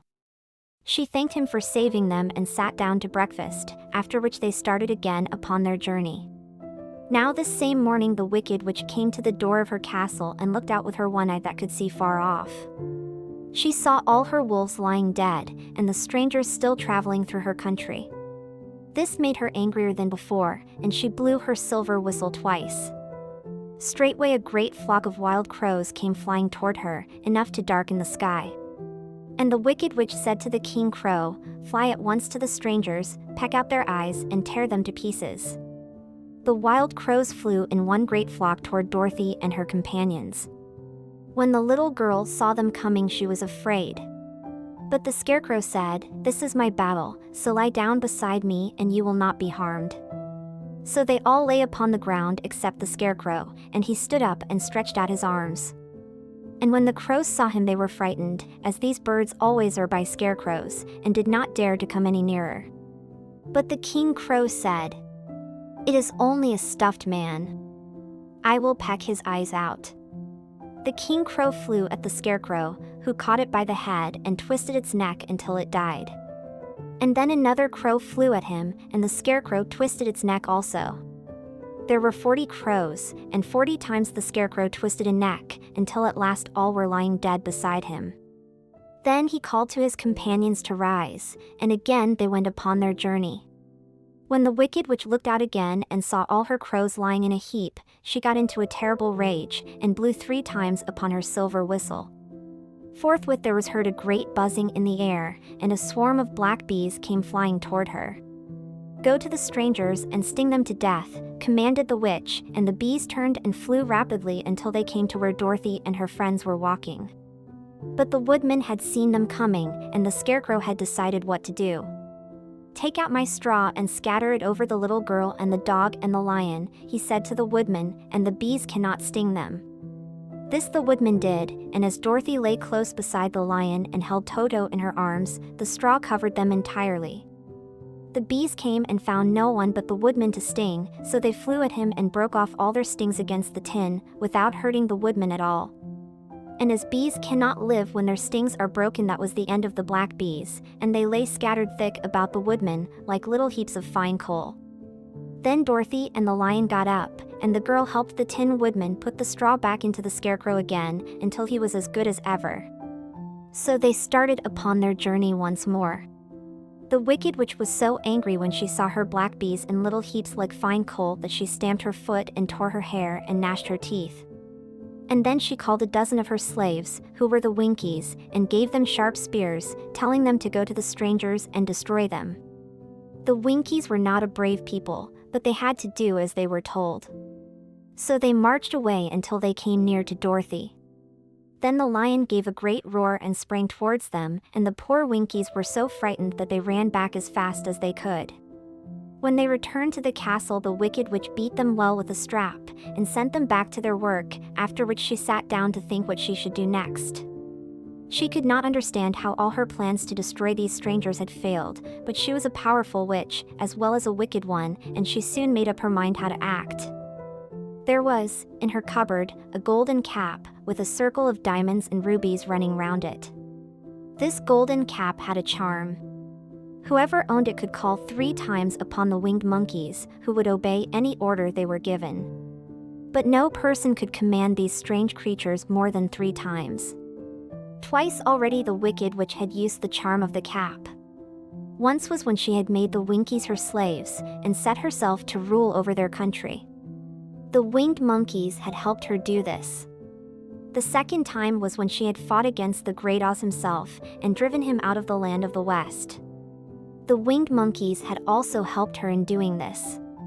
Only once more could she use this golden cap, for which reason she did not like to do so until all her other powers were exhausted. But now that her fierce wolves and her wild crows and her stinging bees were gone, and her slaves had been scared away by the cowardly lion, she saw there was only one way left to destroy Dorothy and her friends. So the Wicked Witch took the golden cap from her cupboard and placed it upon her head. Then she stood upon her left foot and said, slowly, "Epp, Peppi, Catcoo." Next she stood upon her right foot and said, "Hello, holo, hello."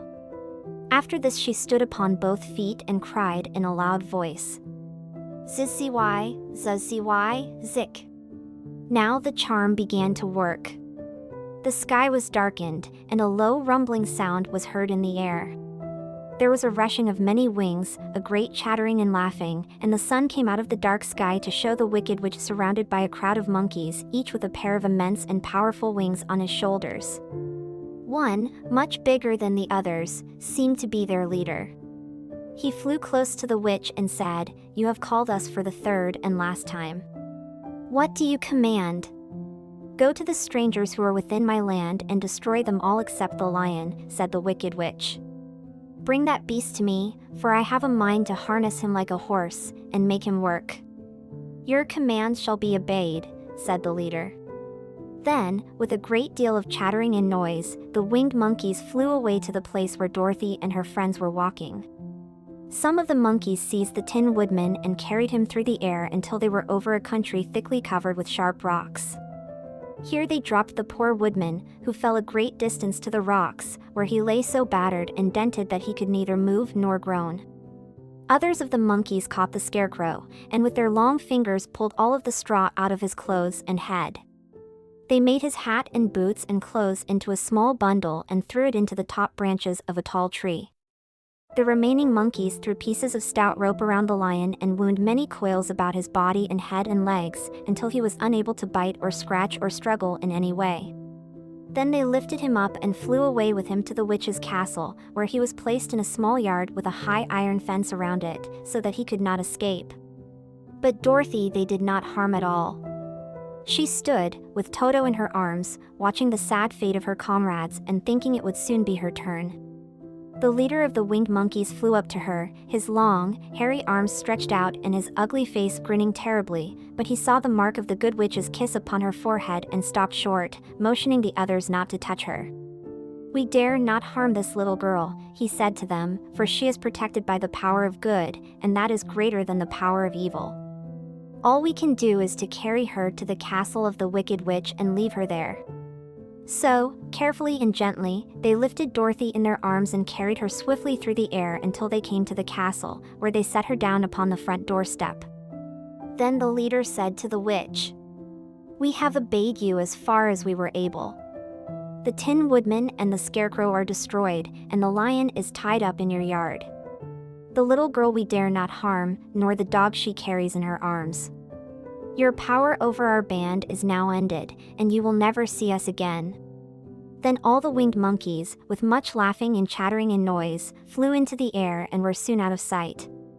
The wicked witch was both surprised and worried when she saw the mark on Dorothy's forehead, for she knew well that neither the winged monkeys nor she, herself, dare hurt the girl in any way.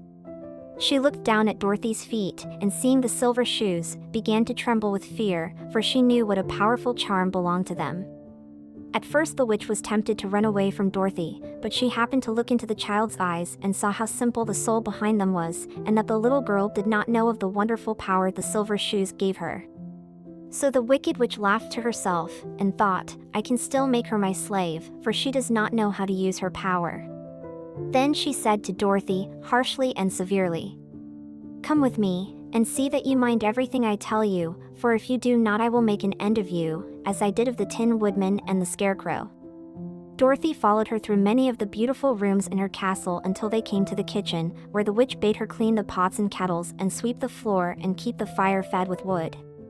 Dorothy went to work meekly, with her mind made up to work as hard as she could, for she was glad the wicked witch had decided not to kill her. With Dorothy hard at work, the witch thought she would go into the courtyard and harness the cowardly lion like a horse. It would amuse her, she was sure, to make him draw her chariot whenever she wished to go to drive. But as she opened the gate the lion gave a loud roar and bounded at her so fiercely that the witch was afraid, and ran out and shut the gate again. "If I cannot harness you," said the witch to the lion, speaking through the bars of the gate, "I can starve you. You shall have nothing to eat until you do as I wish." So after that she took no food to the imprisoned lion, but every day she came to the gate at noon and asked, "Are you ready to be harnessed like a horse?" And the lion would answer, "No. If you come in this yard, I will bite you." The reason the lion did not have to do as the witch wished was that every night, while the woman was asleep, Dorothy carried him food from the cupboard. After he had eaten he would lie down on his bed of straw, and Dorothy would lie beside him and put her head on his soft, shaggy mane, while they talked of their troubles and tried to plan some way to escape. But they could find no way to get out of the castle, for it was constantly guarded by the yellow Winkies, who were the slaves of the wicked witch and too afraid of her not to do as she told them. The girl had to work hard during the day, and often the witch threatened to beat her with the same old umbrella she always carried in her hand. But, in truth, she did not dare to strike Dorothy because of the mark upon her forehead. The child did not know this, and was full of fear for herself and Toto. Once the witch struck Toto a blow with her umbrella, and the brave little dog flew at her and bit her leg in return. The witch did not bleed where she was bitten, for she was so wicked that the blood in her had dried up many years before. Dorothy's life became very sad as she grew to understand that it would be harder than ever to get back to Kansas and Aunt Em again. Sometimes she would cry bitterly for hours, with Toto sitting at her feet and looking into her face, whining dismally to show how sorry he was for his little mistress. Toto did not really care whether he was in Kansas or the land of Oz so long as Dorothy was with him, but he knew the little girl was unhappy, and that made him unhappy too. Now the wicked witch had a great longing to have for her own the silver shoes which the girl always wore. Her bees and her crows and her wolves were lying in heaps and drying up, and she had used up all the power of the golden cap, but if she could only get hold of the silver shoes, they would give her more power than all the other things she had lost. She watched Dorothy carefully, to see if she ever took off her shoes, thinking she might steal them. But the child was so proud of her pretty shoes that she never took them off except at night and when she took her bath. The witch was too much afraid of the dark to dare go in Dorothy's room at night to take the shoes, and her dread of water was greater than her fear of the dark, so she never came near when Dorothy was bathing. Indeed, the old witch never touched water, nor ever let water touch her in any way. But the wicked creature was very cunning, and she finally thought of a trick that would give her what she wanted. She placed a bar of iron in the middle of the kitchen floor, and then by her magic arts made the iron invisible to human eyes. So that when Dorothy walked across the floor she stumbled over the bar, not being able to see it, and fell at full length. She was not much hurt, but in her fall one of the silver shoes came off, and before she could reach it, the witch had snatched it away and put it on her own skinny foot. The wicked woman was greatly pleased with the success of her trick, for as long as she had one of the shoes she owned half the power of their charm, and Dorothy could not use it against her, even had she known how to do so. The little girl, seeing she had lost one of her pretty shoes, grew angry, and said to the witch, "Give me back my shoe." "I will not," retorted the witch, "for it is now my shoe, and not yours." "You are a wicked creature," cried Dorothy. "You have no right to take my shoe from me." "I shall keep it, just the same," said the witch, laughing at her, "and someday I shall get the other one from you, too." This made Dorothy so very angry that she picked up the bucket of water that stood near and dashed it over the witch, wetting her from head to foot. Instantly the wicked woman gave a loud cry of fear, and then, as Dorothy looked at her in wonder, the witch began to shrink and fall away. "See what you have done," she screamed. "In a minute I shall melt away." "I'm very sorry, indeed," said Dorothy, who was truly frightened to see the witch actually melting away like brown sugar before her very eyes. "Didn't you know water would be the end of me?" asked the witch, in a wailing, despairing voice. "Of course not," answered Dorothy. "How should I?" "Well, in a few minutes I shall be all melted, and you will have the castle to yourself. I have been wicked in my day, but I never thought a little girl like you would ever be able to melt me and end my wicked deeds. Look out, here I go." With these words the witch fell down in a brown, melted, shapeless mass and began to spread over the clean boards of the kitchen floor. Seeing that she had really melted away to nothing, Dorothy drew another bucket of water and threw it over the mess. She then swept it all out the door. After picking out the silver shoe, which was all that was left of the old woman, she cleaned and dried it with a cloth, and put it on her foot again. Then, being at last free to do as she chose, she ran out to the courtyard to tell the lion that the Wicked Witch of the West had come to an end, and that they were no longer prisoners in a strange land. Chapter 13. The Rescue. The Cowardly Lion was much pleased to hear that the Wicked Witch had been melted by a bucket of water, and Dorothy at once unlocked the gate of his prison and set him free. They went in together to the castle, where Dorothy's first act was to call all the Winkies together and tell them that they were no longer slaves. There was great rejoicing among the yellow Winkies, for they had been made to work hard during many years for the Wicked Witch, who had always treated them with great cruelty. They kept this day as a holiday, then and ever after, and spent the time in feasting and dancing. "If our friends, the Scarecrow and the Tin Woodman, were only with us," said the Lion, "I should be quite happy." "Don't you suppose we could rescue them?" asked the girl anxiously. "We can try," answered the Lion.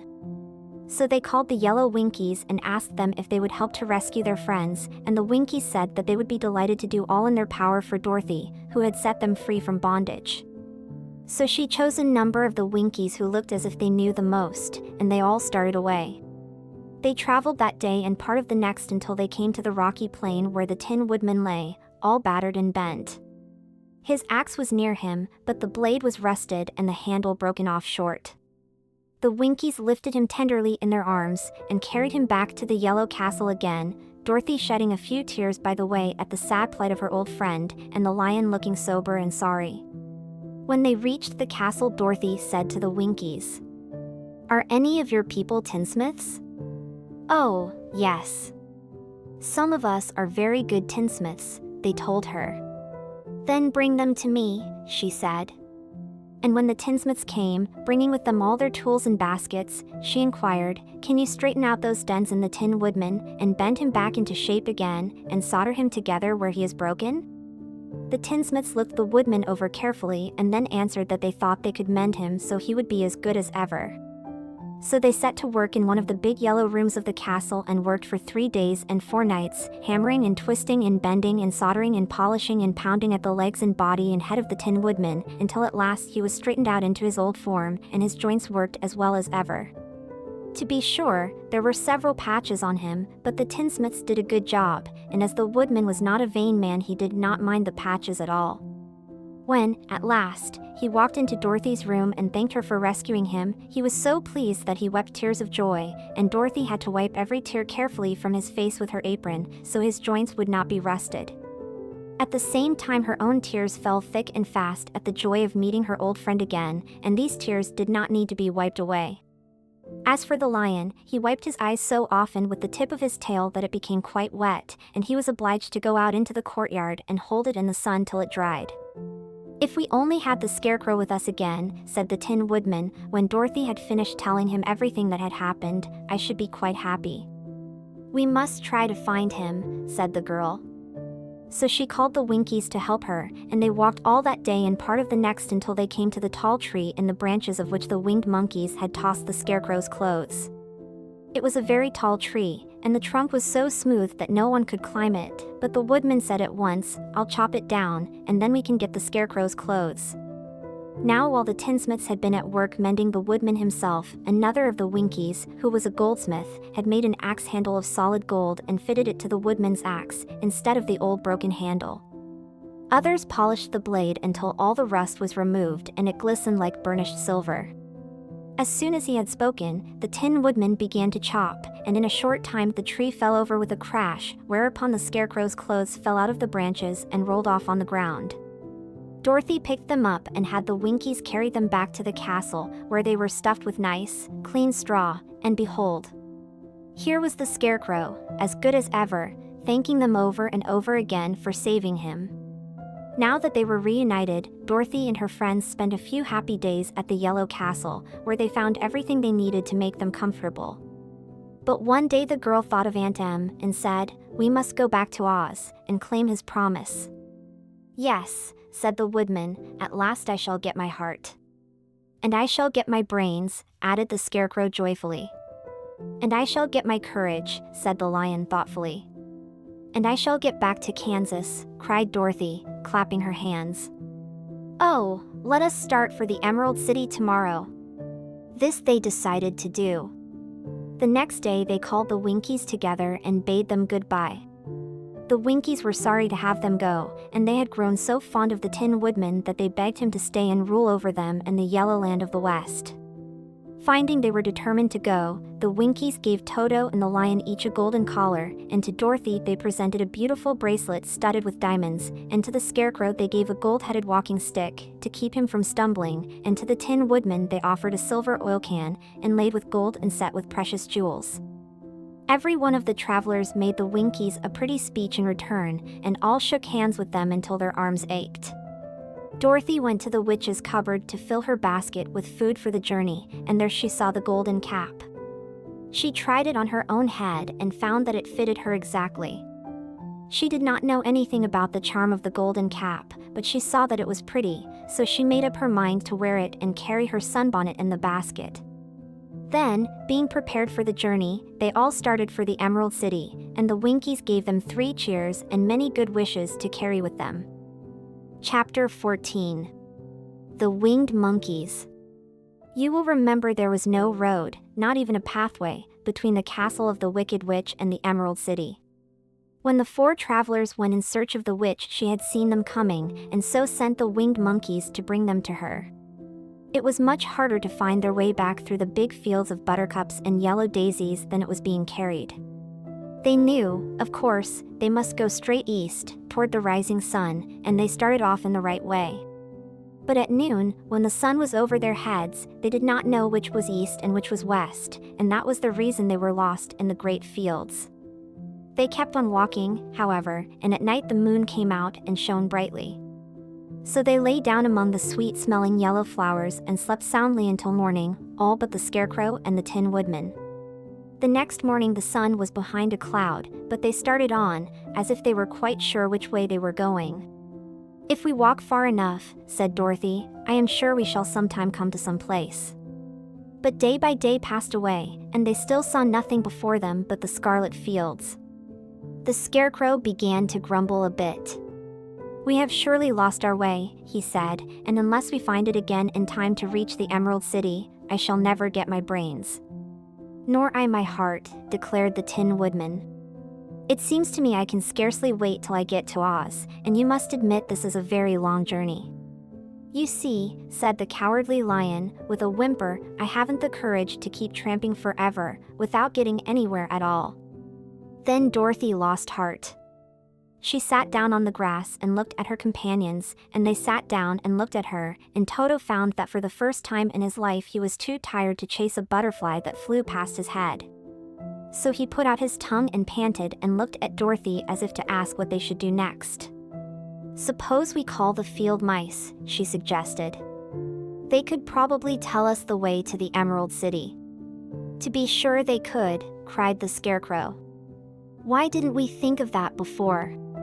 Dorothy blew the little whistle she had always carried about her neck since the Queen of the Mice had given it to her. In a few minutes they heard the pattering of tiny feet, and many of the small gray mice came running up to her. Among them was the Queen herself, who asked, in her squeaky little voice, "What can I do for my friends?" "We have lost our way," said Dorothy. "Can you tell us where the Emerald City is?" "Certainly," answered the Queen, "but it is a great way off, for you have had it at your backs all this time." Then she noticed Dorothy's golden cap, and said, "Why don't you use the charm of the cap, and call the winged monkeys to you? They will carry you to the City of Oz in less than an hour." "I didn't know there was a charm," answered Dorothy, in surprise. "What is it?" "It is written inside the golden cap," replied the Queen of the Mice. "But if you are going to call the winged monkeys, we must run away, for they are full of mischief and think it great fun to plague us." "Won't they hurt me?" asked the girl anxiously. "Oh, no. They must obey the wearer of the cap goodbye." And she scampered out of sight, with all the mice hurrying after her. Dorothy looked inside the golden cap and saw some words written upon the lining. These, she thought, must be the charm, so she read the directions carefully and put the cap upon her head. "Epp, pep-pee, cack-coo," she said, standing on her left foot. "What did you say?" asked the Scarecrow, who did not know what she was doing. "Hello, holo, hello." Dorothy went on, standing this time on her right foot. "Hello," replied the Tin Woodman calmly. "Zizzy-why, zuzzy-why, zick," said Dorothy, who was now standing on both feet. This ended the saying of the charm, and they heard a great chattering and flapping of wings, as the band of winged monkeys flew up to them. The king bowed low before Dorothy, and asked, "What is your command?" "We wish to go to the Emerald City," said the child, "and we have lost our way." "We will carry you," replied the king, and no sooner had he spoken than 2 of the monkeys caught Dorothy in their arms and flew away with her. Others took the scarecrow and the woodman and the lion, and one little monkey seized Toto and flew after them, although the dog tried hard to bite him. The scarecrow and the tin woodman were rather frightened at first, for they remembered how badly the winged monkeys had treated them before, but they saw that no harm was intended, so they rode through the air quite cheerfully, and had a fine time looking at the pretty gardens and woods far below them. Dorothy found herself riding easily between two of the biggest monkeys, one of them the king himself. They had made a chair of their hands and were careful not to hurt her. "Why do you have to obey the charm of the golden cap?" she asked. "That is a long story," answered the king, with a winged laugh, "but as we have a long journey before us, I will pass the time by telling you about it, if you wish." "I shall be glad to hear it," she replied. "Once," began the leader, "we were a free people, living happily in the great forest, flying from tree to tree, eating nuts and fruit, and doing just as we pleased without calling anybody master. Perhaps some of us were rather too full of mischief at times, flying down to pull the tails of the animals that had no wings, chasing birds, and throwing nuts at the people who walked in the forest. But we were careless and happy and full of fun, and enjoyed every minute of the day. This was many years ago, long before Oz came out of the clouds to rule over this land. There lived here then, away at the north, a beautiful princess, who was also a powerful sorceress. All her magic was used to help the people, and she was never known to hurt anyone who was good. Her name was Gayolette, and she lived in a handsome palace built from great blocks of ruby. Everyone loved her, but her greatest sorrow was that she could find no one to love in return, since all the men were much too stupid and ugly to mate with one so beautiful and wise. At last, however, she found a boy who was handsome and manly and wise beyond his years. Gayolette made up her mind that when he grew to be a man she would make him her husband, so she took him to her ruby palace and used all her magic powers to make him as strong and good and lovely as any woman could wish. When he grew to manhood, Quilala, as he was called, was said to be the best and wisest man in all the land, while his manly beauty was so great that Gayolette loved him dearly, and hastened to make everything ready for the wedding. My grandfather was at that time the king of the winged monkeys which lived in the forest near Gayolette's palace, and the old fellow loved a joke better than a good dinner. One day, just before the wedding, my grandfather was flying out with his band when he saw Quilala walking beside the river. He was dressed in a rich costume of pink silk and purple velvet, and my grandfather thought he would see what he could do. At his word the band flew down and seized Quilala, carried him in their arms until they were over the middle of the river, and then dropped him into the water. "Swim out, my fine fellow," cried my grandfather, "and see if the water has spotted your clothes." Quilala was much too wise not to swim, and he was not in the least spoiled by all his good fortune. He laughed when he came to the top of the water and swam into shore. But when Gayolette came running out to him she found his silks and velvet all ruined by the river. The princess was angry, and she knew, of course, who did it. She had all the winged monkeys brought before her, and she said at first that their wings should be tied and they should be treated as they had treated Quilala, and dropped in the river.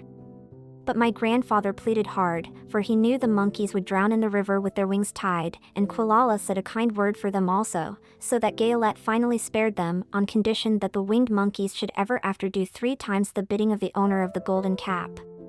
This cap had been made for a wedding present to Quilala, and it is said to have cost the princess half her kingdom.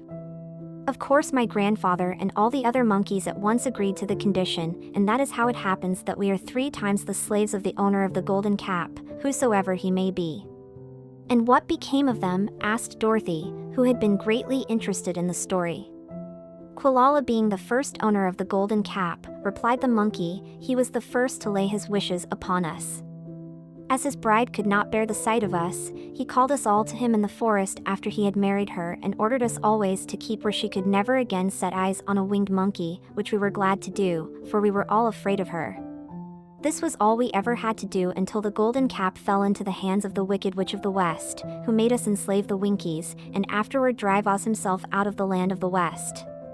Now the golden cap is yours, and 3 times you have the right to lay your wishes upon us." As the Monkey King finished his story, Dorothy looked down and saw the green, shining walls of the Emerald City before them. She wondered at the rapid flight of the monkeys, but was glad the journey was over. The strange creatures set the travelers down carefully before the gate of the city. The king bowed low to Dorothy and then flew swiftly away, followed by all his band. "That was a good ride," said the little girl. "Yes, and a quick way out of our troubles," replied the lion. "How lucky it was you brought away that wonderful cap." Chapter 15. The Discovery of Oz, the Terrible. The four travelers walked up to the great gate of Emerald City and rang the bell. After ringing several times, it was opened by the same guardian of the gates they had met before. "What? Are you back again?" he asked, in surprise. "Do you not see us?" answered the Scarecrow. "But I thought you had gone to visit the Wicked Witch of the West." "We did visit her," said the Scarecrow. "And she let you go again?" asked the man, in wonder. "She could not help it, for she is melted," explained the Scarecrow. "Melted? Well, that is good news, indeed," said the man. "Who melted her?" "It was Dorothy," said the lion gravely. "Good gracious," exclaimed the man, and he bowed very low indeed before her. Then he led them into his little room and locked the spectacles from the great box on all their eyes, just as he had done before. Afterward they passed on through the gate into the Emerald City. When the people heard from the guardian of the gates that Dorothy had melted the Wicked Witch of the West, they all gathered around the travelers and followed them in a great crowd to the Palace of Oz. The soldier with the green whiskers was still on guard before the door, but he let them in at once, and they were again met by the beautiful green girl, who showed each of them to their old rooms at once, so they might rest until the great Oz was ready to receive them. The soldier had the news carried straight to Oz that Dorothy and the other travelers had come back again after destroying the Wicked Witch, but Oz made no reply. They thought the great wizard would send for them at once, but he did not.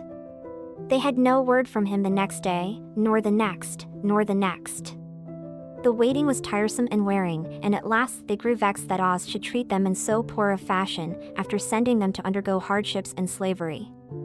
So the Scarecrow at last asked the green girl to take another message to Oz, saying if he did not let them in to see him at once they would call the winged monkeys to help them and find out whether he kept his promises or not.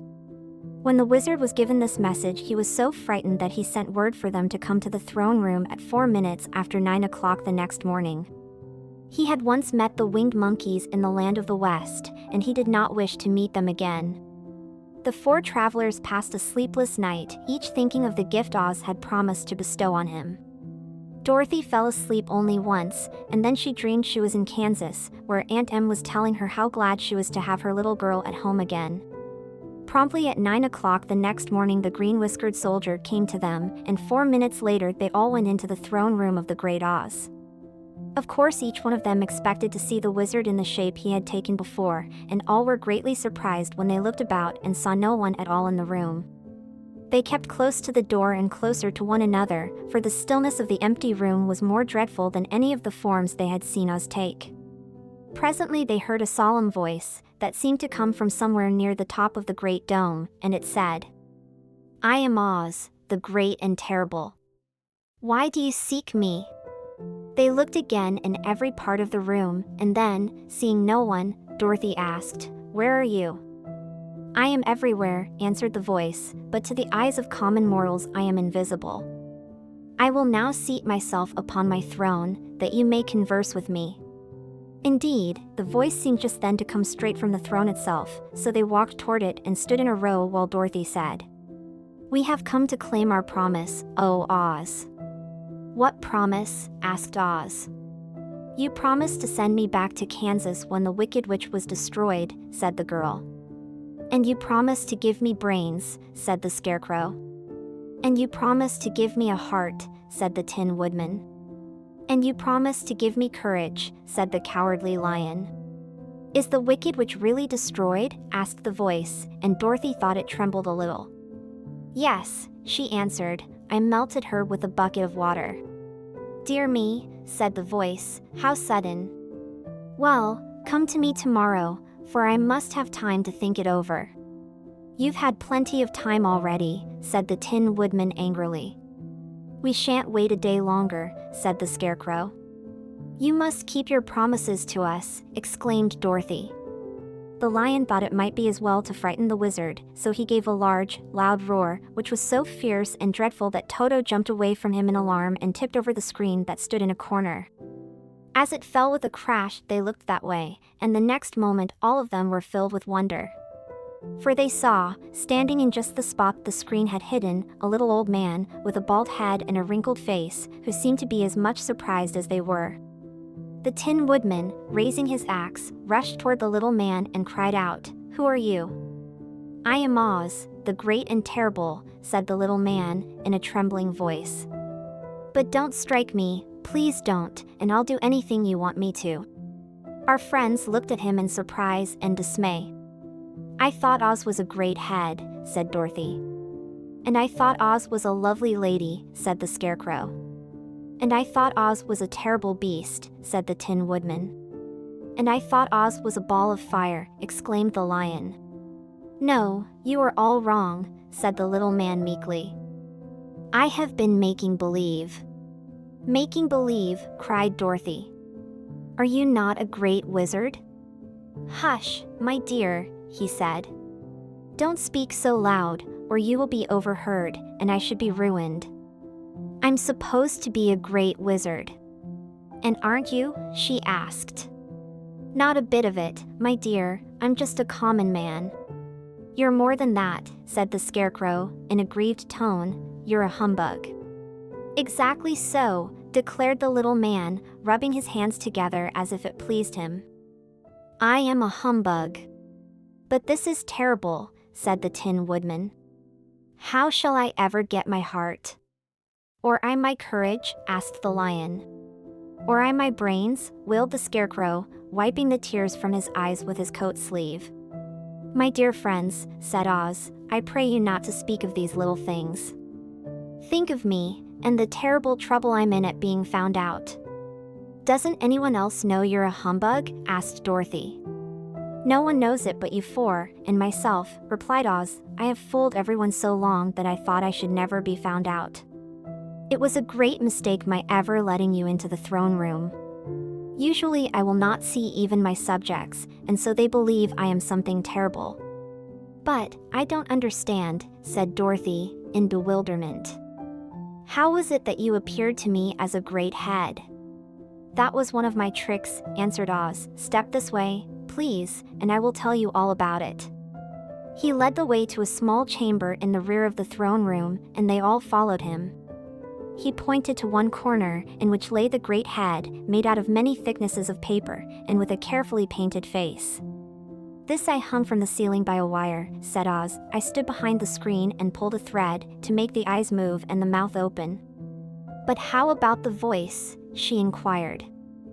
"Oh, I am a ventriloquist," said the little man. "I can throw the sound of my voice wherever I wish, so that you thought it was coming out of the head. Here are the other things I used to deceive you." He showed the Scarecrow the dress and the mask he had worn when he seemed to be the lovely lady. And the Tin Woodman saw that his terrible beast was nothing but a lot of skins, sewn together, with slats to keep their sides out. As for the ball of fire, the false wizard had hung that also from the ceiling. It was really a ball of cotton, but when oil was poured upon it the ball burned fiercely. "Really," said the Scarecrow, "you ought to be ashamed of yourself for being such a humbug." I certainly am," answered the little man sorrowfully, "but it was the only thing I could do." "Sit down, please, there are plenty of chairs, and I will tell you my story." So they sat down and listened while he told the following tale. "I was born in Omaha." "Why, that isn't very far from Kansas," cried Dorothy. "No, but it's farther from here," he said, shaking his head at her sadly. "When I grew up I became a ventriloquist, and at that I was very well trained by a great master. I can imitate any kind of a bird or beast." Here he mewed so like a kitten that Toto pricked up his ears and looked everywhere to see where she was. "After a time," continued Oz, "I tired of that, and became a balloonist." "What is that?" asked Dorothy. "A man who goes up in a balloon on circus day, so as to draw a crowd of people together and get them to pay to see the circus," he explained. "Oh," she said, "I know.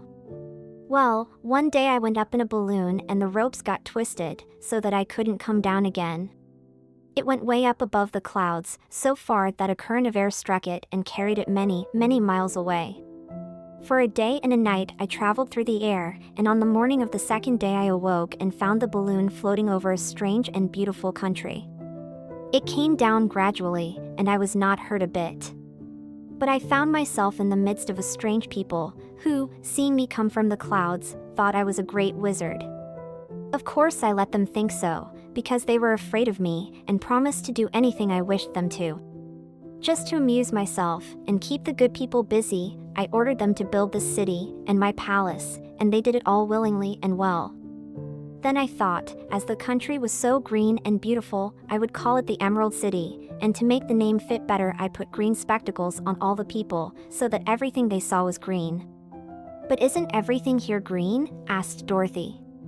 "No more than in any other city," replied Oz, "but when you wear green spectacles, why of course everything you see looks green to you."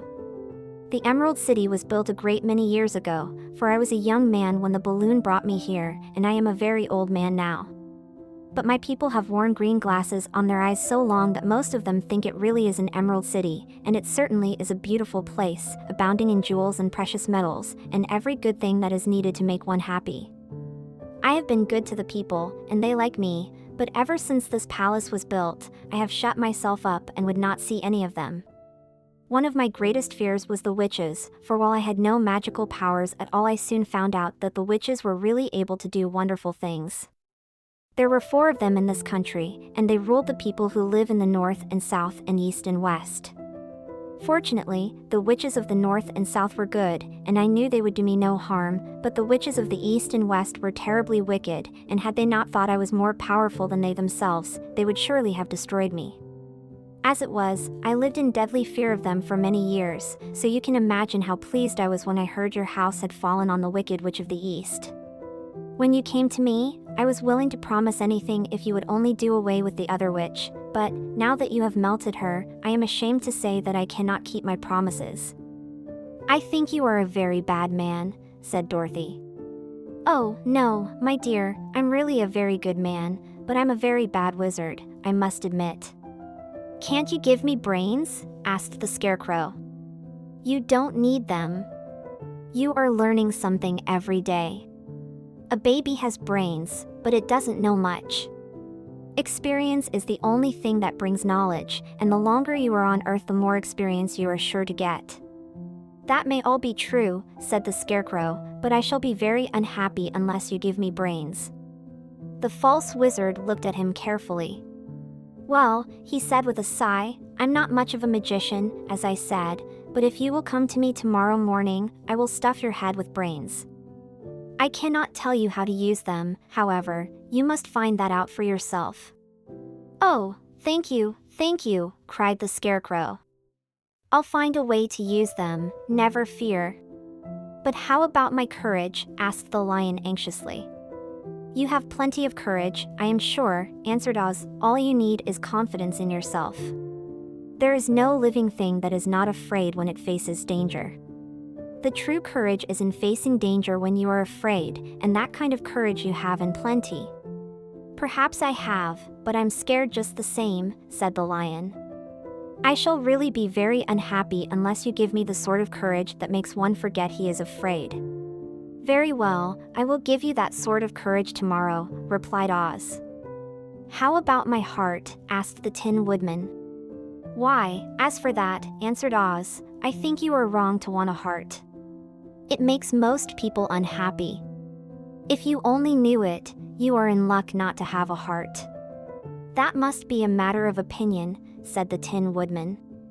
"For my part, I will bear all the unhappiness without a murmur, if you will give me the heart."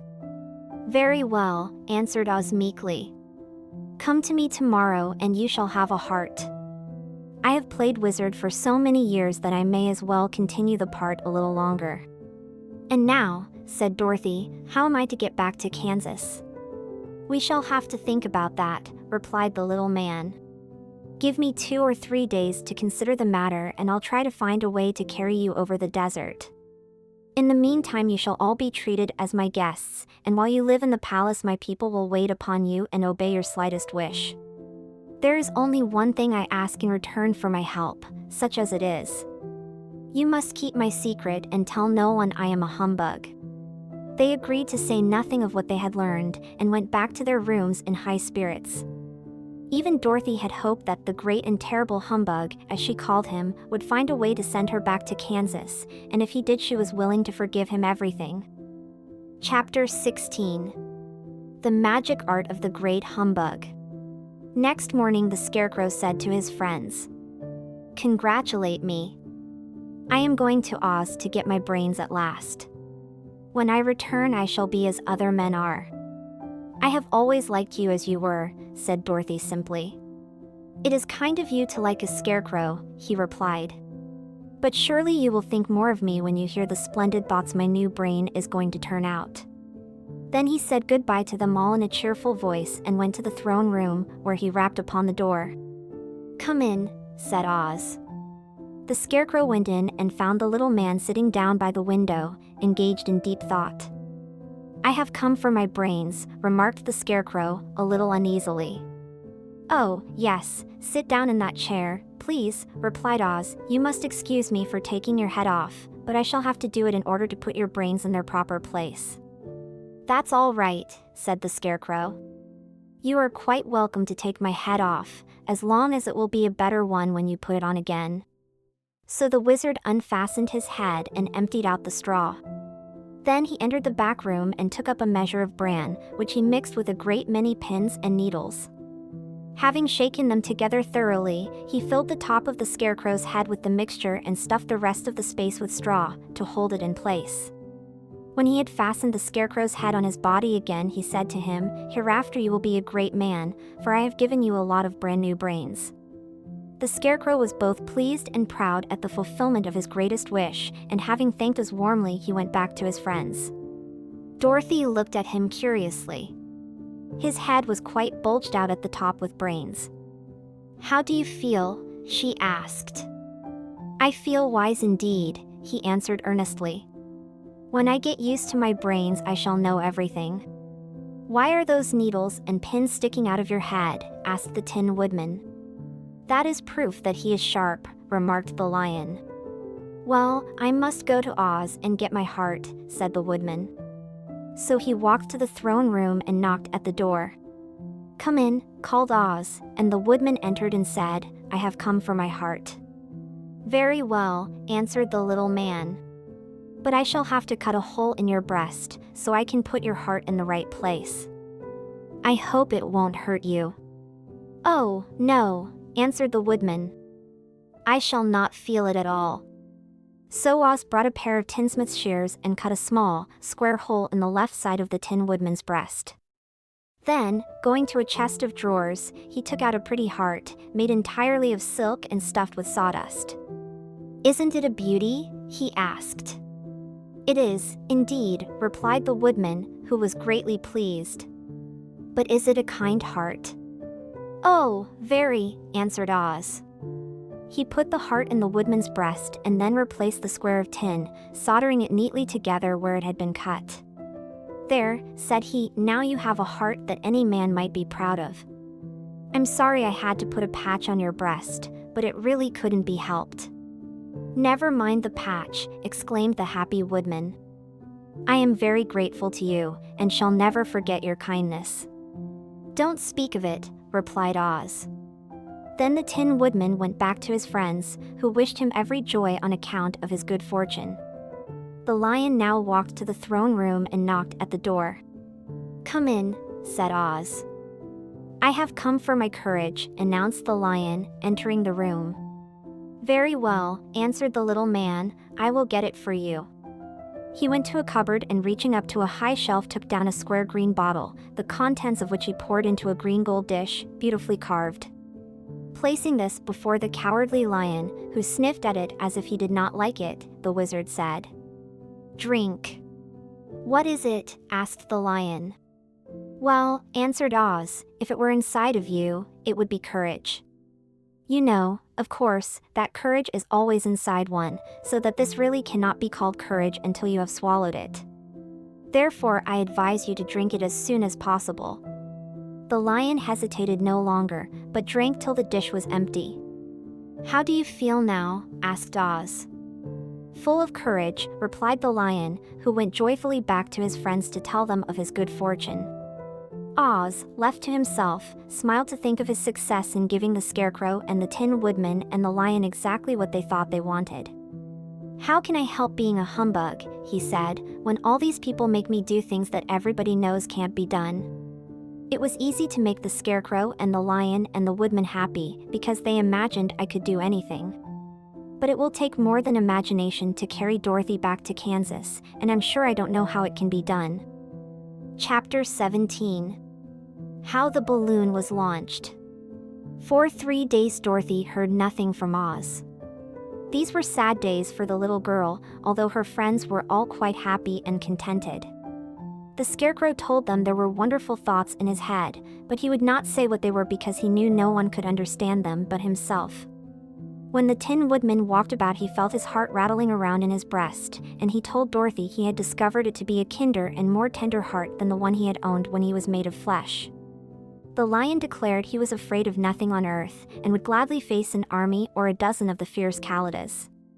Thus each of the little party was satisfied except Dorothy, who longed more than ever to get back to Kansas. On the 4th day, to her great joy, Oz sent for her, and when she entered the throne room he greeted her pleasantly. "Sit down, my dear, I think I have found the way to get you out of this country." "And back to Kansas?" she asked eagerly. "Well, I'm not sure about Kansas," said Oz, "for I haven't the faintest notion which way it lies. But the first thing to do is to cross the desert, and then it should be easy to find your way home." "How can I cross the desert?" she inquired. "Well, I'll tell you what I think," said the little man. "You see, when I came to this country it was in a balloon. You also came through the air, being carried by a cyclone. So I believe the best way to get across the desert will be through the air. Now, it is quite beyond my powers to make a cyclone, but I've been thinking the matter over, and I believe I can make a balloon." "How?" asked Dorothy. "A balloon," said Oz, "is made of silk, which is coated with glue to keep the gas in it. I have plenty of silk in the palace, so it will be no trouble to make the balloon. But in all this country there is no gas to fill the balloon with, to make it float." "If it won't float," remarked Dorothy, "it will be of no use to us." "True," answered Oz, "but there is another way to make it float, which is to fill it with hot air." "Hot air isn't as good as gas, for if the air should get cold the balloon would come down in the desert, and we should be lost." "We!" exclaimed the girl. "Are you going with me?" "Yes, of course," replied Oz. "I am tired of being such a humbug. If I should go out of this palace my people would soon discover I am not a wizard, and then they would be vexed with me for having deceived them. So I have to stay shut up in these rooms all day, and it gets tiresome. I'd much rather go back to Kansas with you and be in a circus again." "I shall be glad to have your company," said Dorothy. "Thank you," he answered. "Now, if you will help me sew the silk together, we will begin to work on our balloon." So Dorothy took a needle and thread, and as fast as Oz cut the strips of silk into proper shape the girl sewed them neatly together. First there was a strip of light green silk, then a strip of dark green, and then a strip of emerald green, for Oz had a fancy to make the balloon in different shades of the color about them. It took 3 days to sew all the strips together, but when it was finished they had a big bag of green silk more than 20 feet long. Then Oz painted it on the inside with a coat of thin glue, to make it airtight, after which he announced that the balloon was ready. "But we must have a basket to ride in," he said. So he sent the soldier with the green whiskers for a big clothes basket, which he fastened with many ropes to the bottom of the balloon.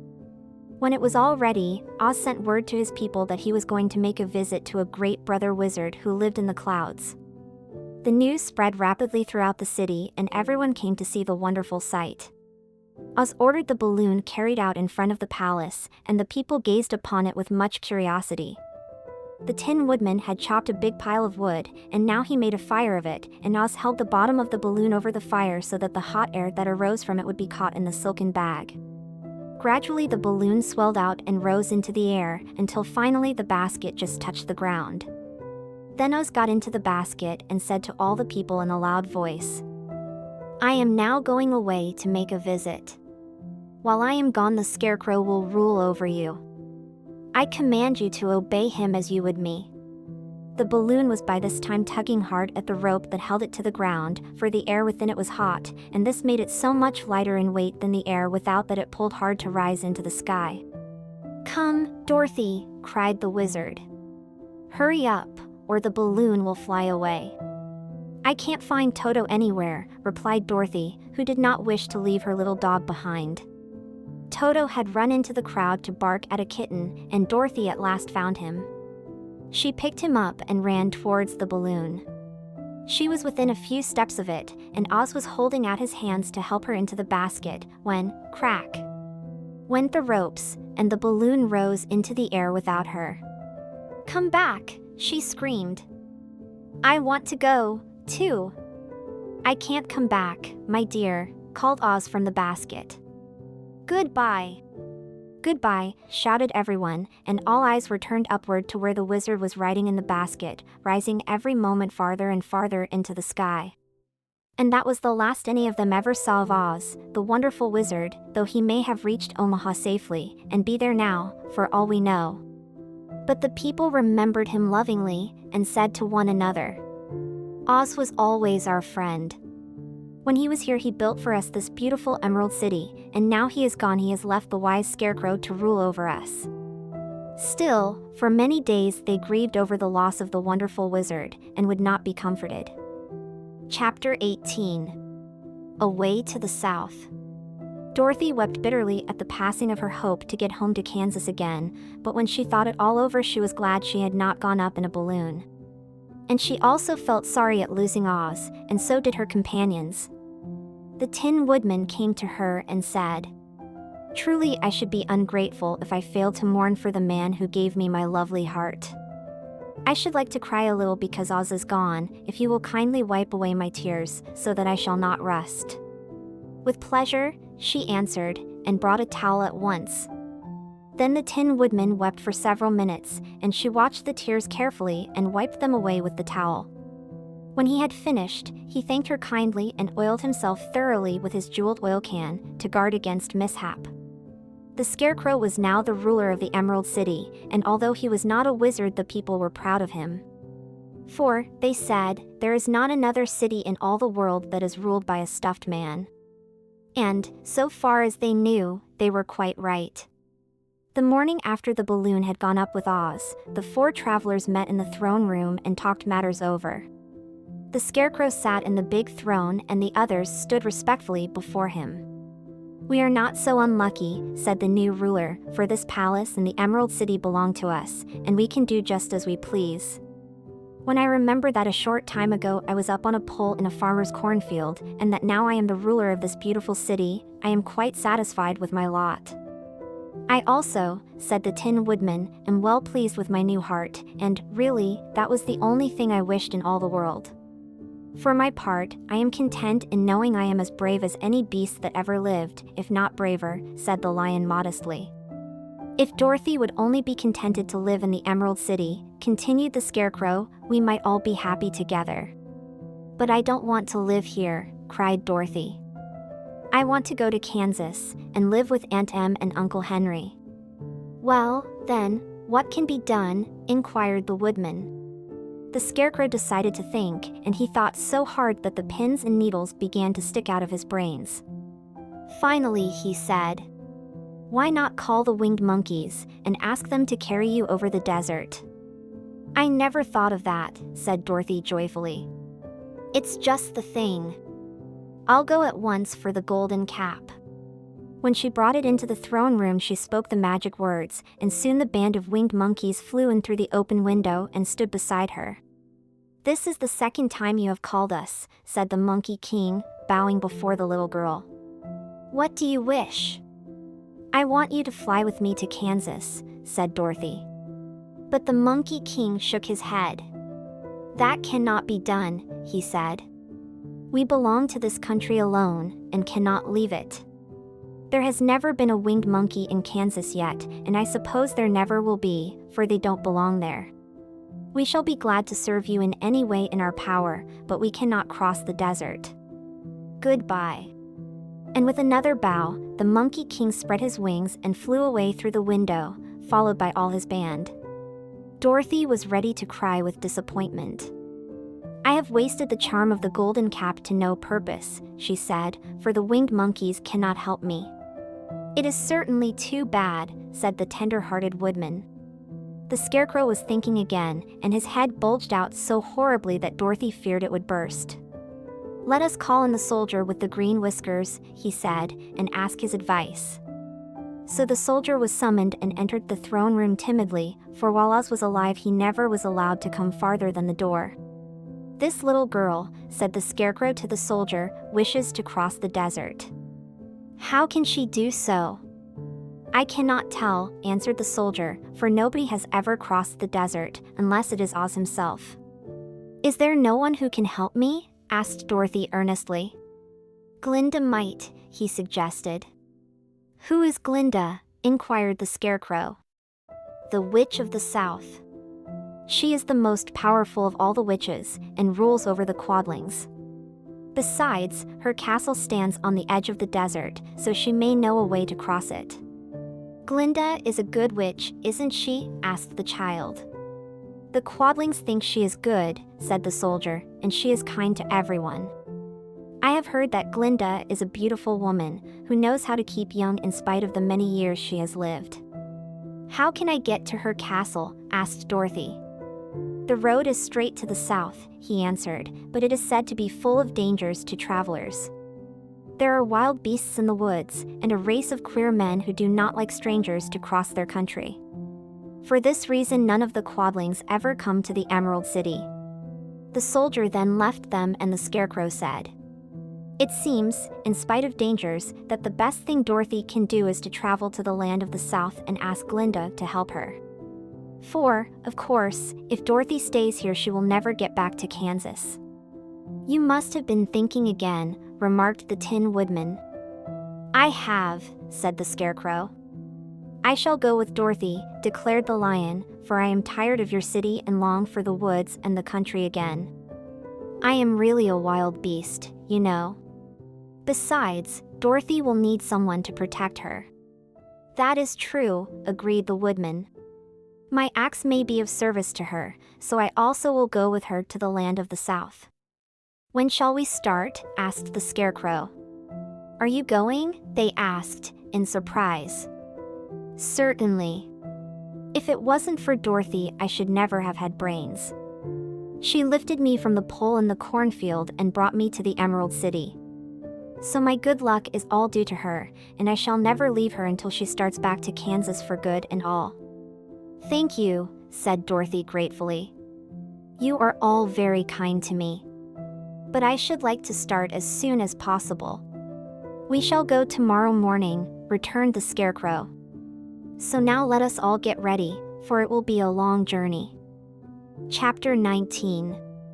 Attacked by the Fighting Trees. The next morning Dorothy kissed the pretty green girl goodbye, and they all shook hands with the soldier with the green whiskers, who had walked with them as far as the gate. When the guardian of the gate saw them again he wondered greatly that they could leave the beautiful city to get into new trouble. But he at once unlocked their spectacles, which he put back into the green box, and gave them many good wishes to carry with them. "You are now our ruler," he said to the Scarecrow, "so you must come back to us as soon as possible." "I certainly shall if I am able," the Scarecrow replied, "but I must help Dorothy to get home, first." As Dorothy bade the good-natured guardian a last farewell she said, "I have been very kindly treated in your lovely city, and everyone has been good to me. I cannot tell you how grateful I am." "Don't try, my dear," he answered. "We should like to keep you with us, but if it is your wish to return to Kansas, I hope you will find a way." He then opened the gate of the outer wall, and they walked forth and started upon their journey. The sun shone brightly as our friends turned their faces toward the land of the South.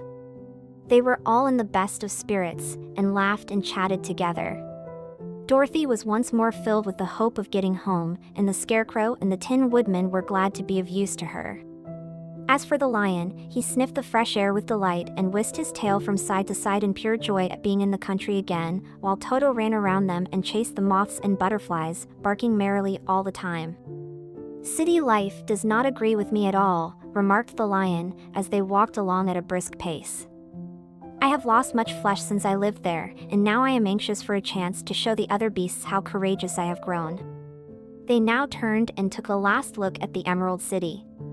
All they could see was a mass of towers and steeples behind the green walls, and high up above everything the spires and dome of the Palace of Oz. "Oz was not such a bad wizard, after all," said the Tin Woodman, as he felt his heart rattling around in his breast. "He knew how to give me brains, and very good brains, too," said the Scarecrow. "If Oz had taken a dose of the same courage he gave me," added the lion, "he would have been a brave man." Dorothy said nothing. Oz had not kept the promise he made her, but he had done his best, so she forgave him. As he said, he was a good man, even if he was a bad wizard. The first day's journey was through the green fields and bright flowers that stretched about the Emerald City on every side.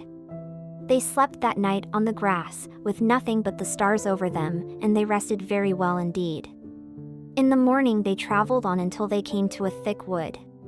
There was no way of going around it, for it seemed to extend to the right and left as far as they could see, and, besides, they did not dare change the direction of their journey for fear of getting lost.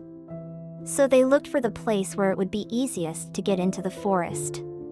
The Scarecrow, who was in the lead, finally discovered a big tree with such wide-spreading branches that there was room for the party to pass underneath. So he walked forward to the tree, but just as he came under the first branches they bent down and twined around him, and the next minute he was raised from the ground and flung headlong among his fellow travelers. This did not hurt the Scarecrow, but it surprised him, and he looked rather dizzy when Dorothy picked him up. "Here is another space between the trees," called the lion. "Let me try it first," said the Scarecrow, "for it doesn't hurt me to get thrown about." He walked up to another tree, as he spoke, but its branches immediately seized him and tossed him back again. "This is strange," exclaimed Dorothy. "What shall we do?" "The trees seem to have made up their minds to fight us and stop our journey," remarked the lion. "I believe I will try it myself," said the woodman, and shouldering his axe, he marched up to the first tree that had handled the Scarecrow so roughly. When a big branch bent down to seize him, the woodman chopped at it so fiercely that he cut it in two. At once the tree began shaking all its branches as if in pain, and the Tin Woodman passed safely under it. "Come on," he shouted to the others. "Be quick!" They all ran forward and passed under the tree without injury, except Toto, who was caught by a small branch and shaken until he howled. But the woodman promptly chopped off the branch and set the little dog free. The other trees of the forest did nothing to keep them back, so they made up their minds that only the first row of trees could bend down their branches, and that probably these were the policemen of the forest, and given this wonderful power in order to keep strangers out of it. The four travelers walked with ease through the trees until they came to the farther edge of the wood. Then, to their surprise, they found before them a high wall which seemed to be made of white china. It was smooth, like the surface of a dish, and higher than their heads. "What shall we do now?" asked Dorothy. "I will make a ladder," said the Tin Woodman, "for we certainly must climb over the wall." Chapter 20. The Dainty China Country. While the woodman was making a ladder from wood which he found in the forest, Dorothy lay down and slept, for she was tired by the long walk. The lion also curled himself up to sleep, and Toto lay beside him. The Scarecrow watched the woodman while he worked, and said to him, "I cannot think why this wall is here, nor what it is made of." "Rest your brains and do not worry about the wall," replied the woodman. "When we have climbed over it, we shall know what is on the other side." After a time the ladder was finished. It looked clumsy, but the Tin Woodman was sure it was strong and would answer their purpose. The Scarecrow waked Dorothy and the lion and Toto, and told them that the ladder was ready. The Scarecrow climbed up the ladder first, but he was so awkward that Dorothy had to follow close behind and keep him from falling off.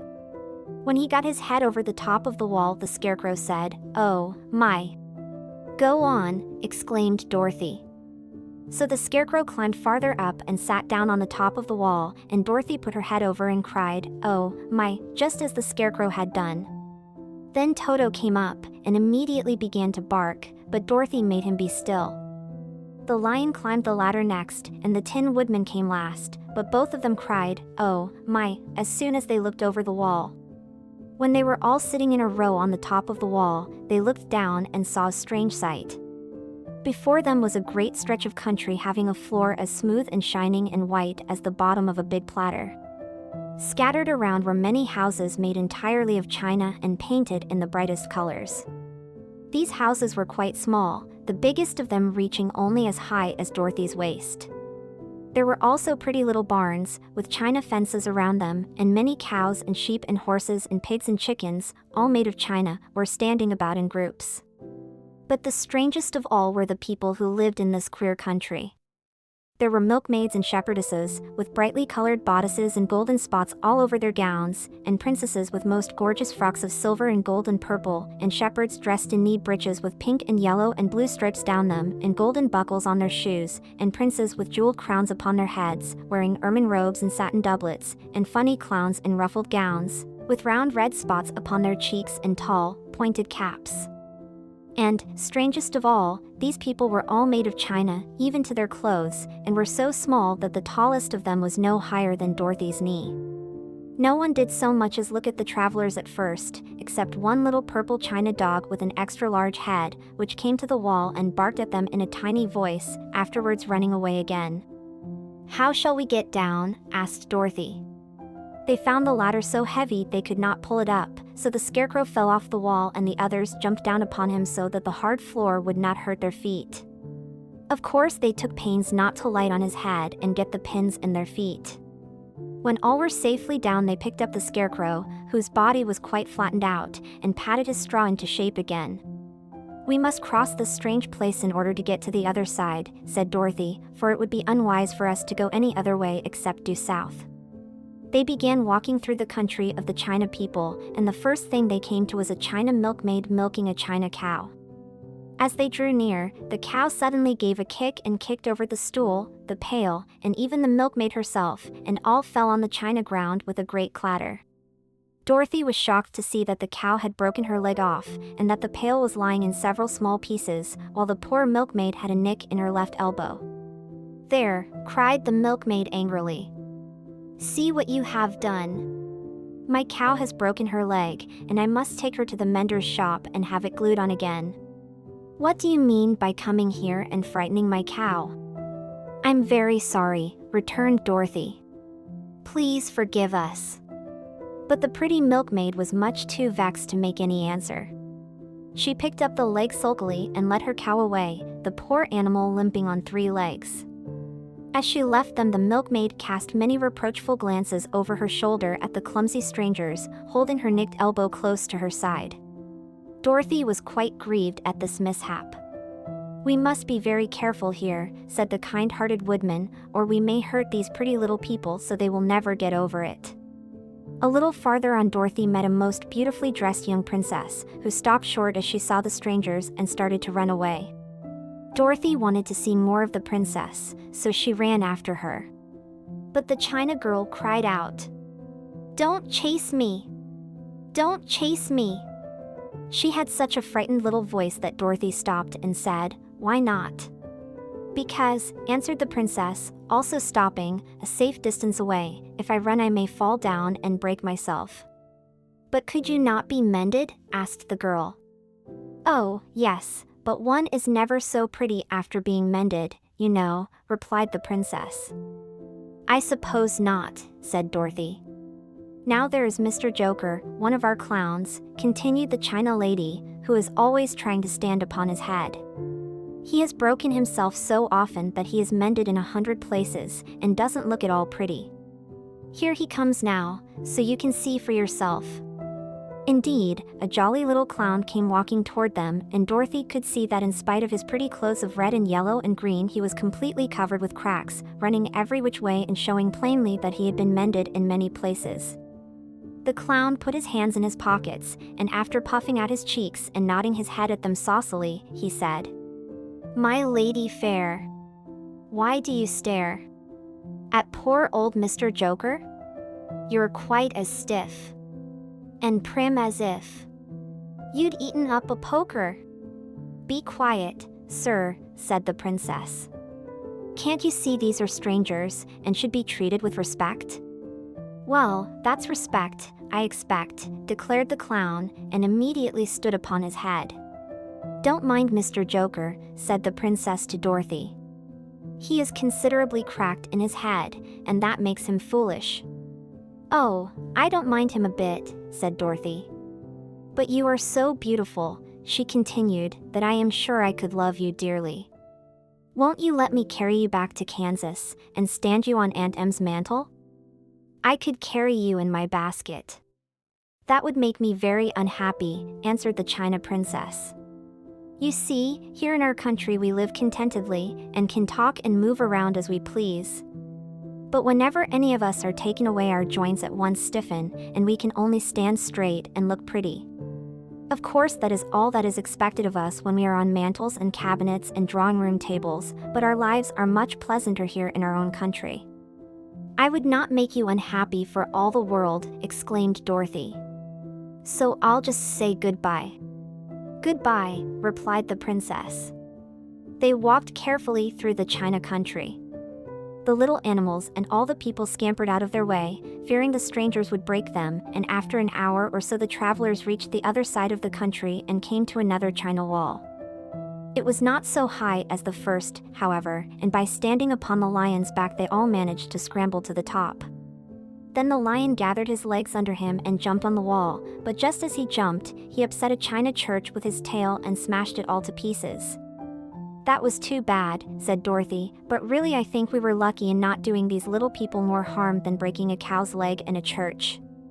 They are all so brittle." "They are, indeed," said the Scarecrow, "and I am thankful I am made of straw and cannot be easily damaged. There are worse things in the world than being a scarecrow." Chapter 21. The Lion Becomes the King of Beasts. After climbing down from the China wall, the travelers found themselves in a disagreeable country, full of bogs and marshes and covered with tall, rank grass. It was difficult to walk without falling into muddy holes, for the grass was so thick that it hid them from sight. However, by carefully picking their way, they got safely along until they reached solid ground. But here the country seemed wilder than ever, and after a long and tiresome walk through the underbrush they entered another forest, where the trees were bigger and older than any they had ever seen. "This forest is perfectly delightful," declared the lion, looking around him with joy. "Never have I seen a more beautiful place." "It seems gloomy," said the Scarecrow. "Not a bit of it," answered the lion. "I should like to live here all my life. See how soft the dried leaves are under your feet and how rich and green the moss is that clings to these old trees. Surely no wild beast could wish a pleasanter home." "Perhaps there are wild beasts in the forest now," said Dorothy. "I suppose there are," returned the lion, "but I do not see any of them about." They walked through the forest until it became too dark to go any farther. Dorothy and Toto and the lion lay down to sleep, while the woodman and the Scarecrow kept watch over them as usual. When morning came, they started again. Before they had gone far they heard a low rumble, as of the growling of many wild animals. Toto whimpered a little, but none of the others was frightened, and they kept along the well-trodden path until they came to an opening in the wood, in which were gathered hundreds of beasts of every variety. There were tigers and elephants and bears and wolves and foxes and all the others in the natural history, and for a moment Dorothy was afraid. But the lion explained that the animals were holding a meeting, and he judged by their snarling and growling that they were in great trouble. As he spoke, several of the beasts caught sight of him, and at once the great assemblage hushed as if by magic. The biggest of the tigers came up to the lion and bowed, saying, "Welcome, O King of Beasts. You have come in good time to fight our enemy and bring peace to all the animals of the forest once more. What is your trouble? Asked the lion quietly. We are all threatened, answered the tiger, by a fierce enemy which has lately come into this forest. It is a most tremendous monster, like a great spider, with a body as big as an elephant and legs as long as a tree trunk. It has 8 of these long legs, and as the monster crawls through the forest he seizes an animal with a leg and drags it to his mouth, where he eats it as a spider does a fly. Not one of us is safe while this fierce creature is alive, and we had called a meeting to decide how to take care of ourselves when you came among us. The lion thought for a moment. Are there any other lions in this forest? He asked. No, there were some, but the monster has eaten them all. And, besides, they were none of them nearly so large and brave as you. If I put an end to your enemy, will you bow down to me and obey me as king of the forest? Inquired the lion.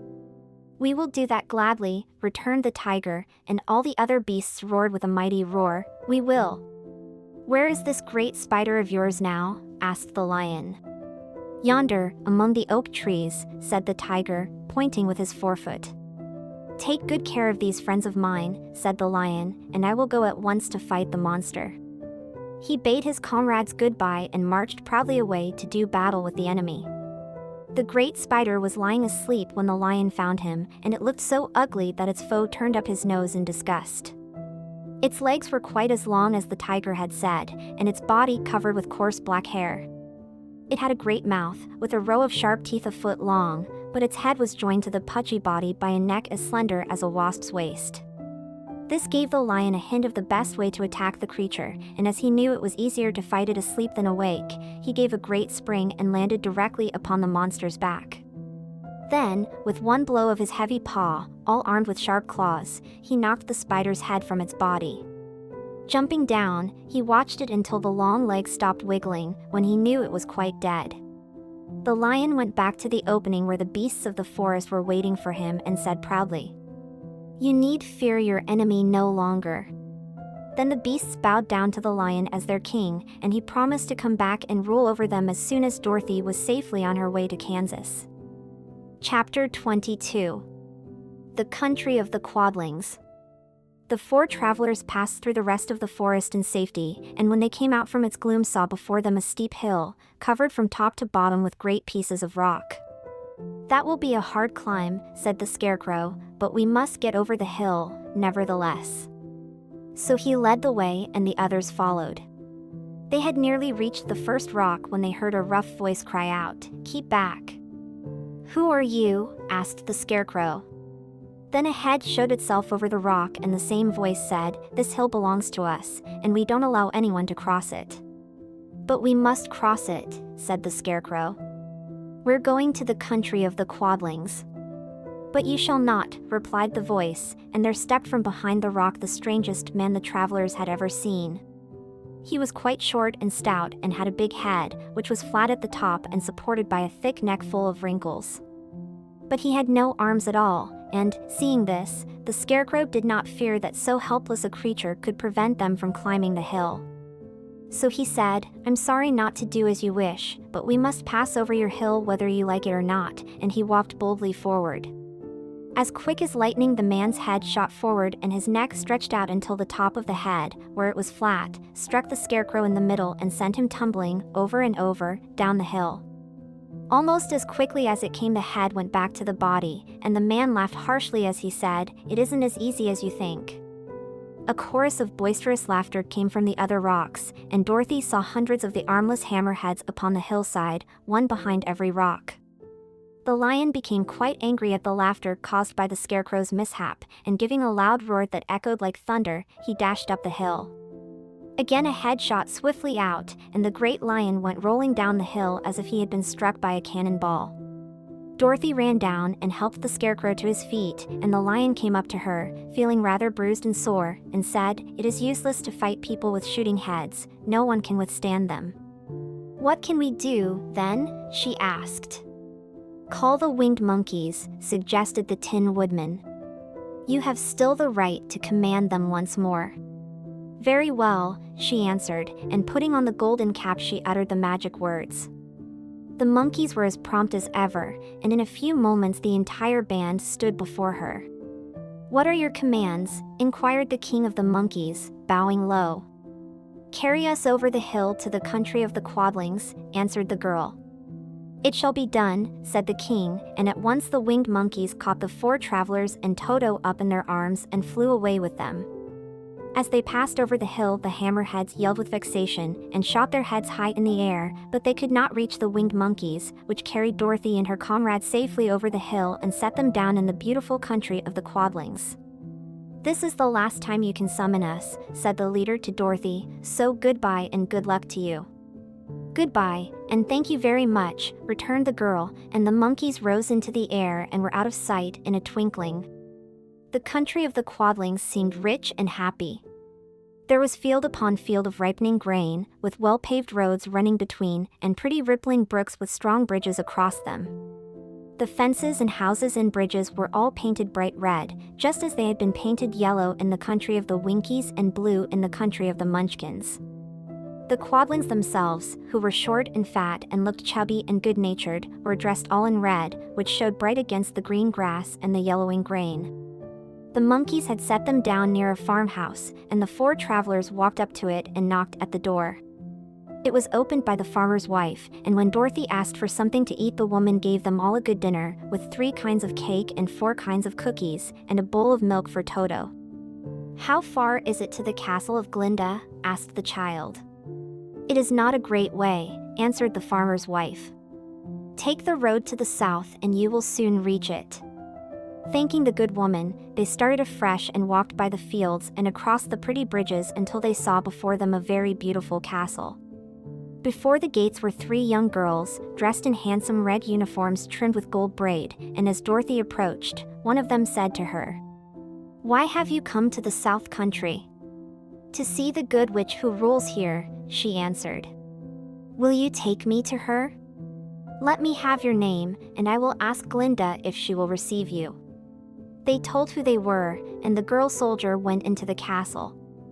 After a few moments she came back to say that Dorothy and the others were to be admitted at once.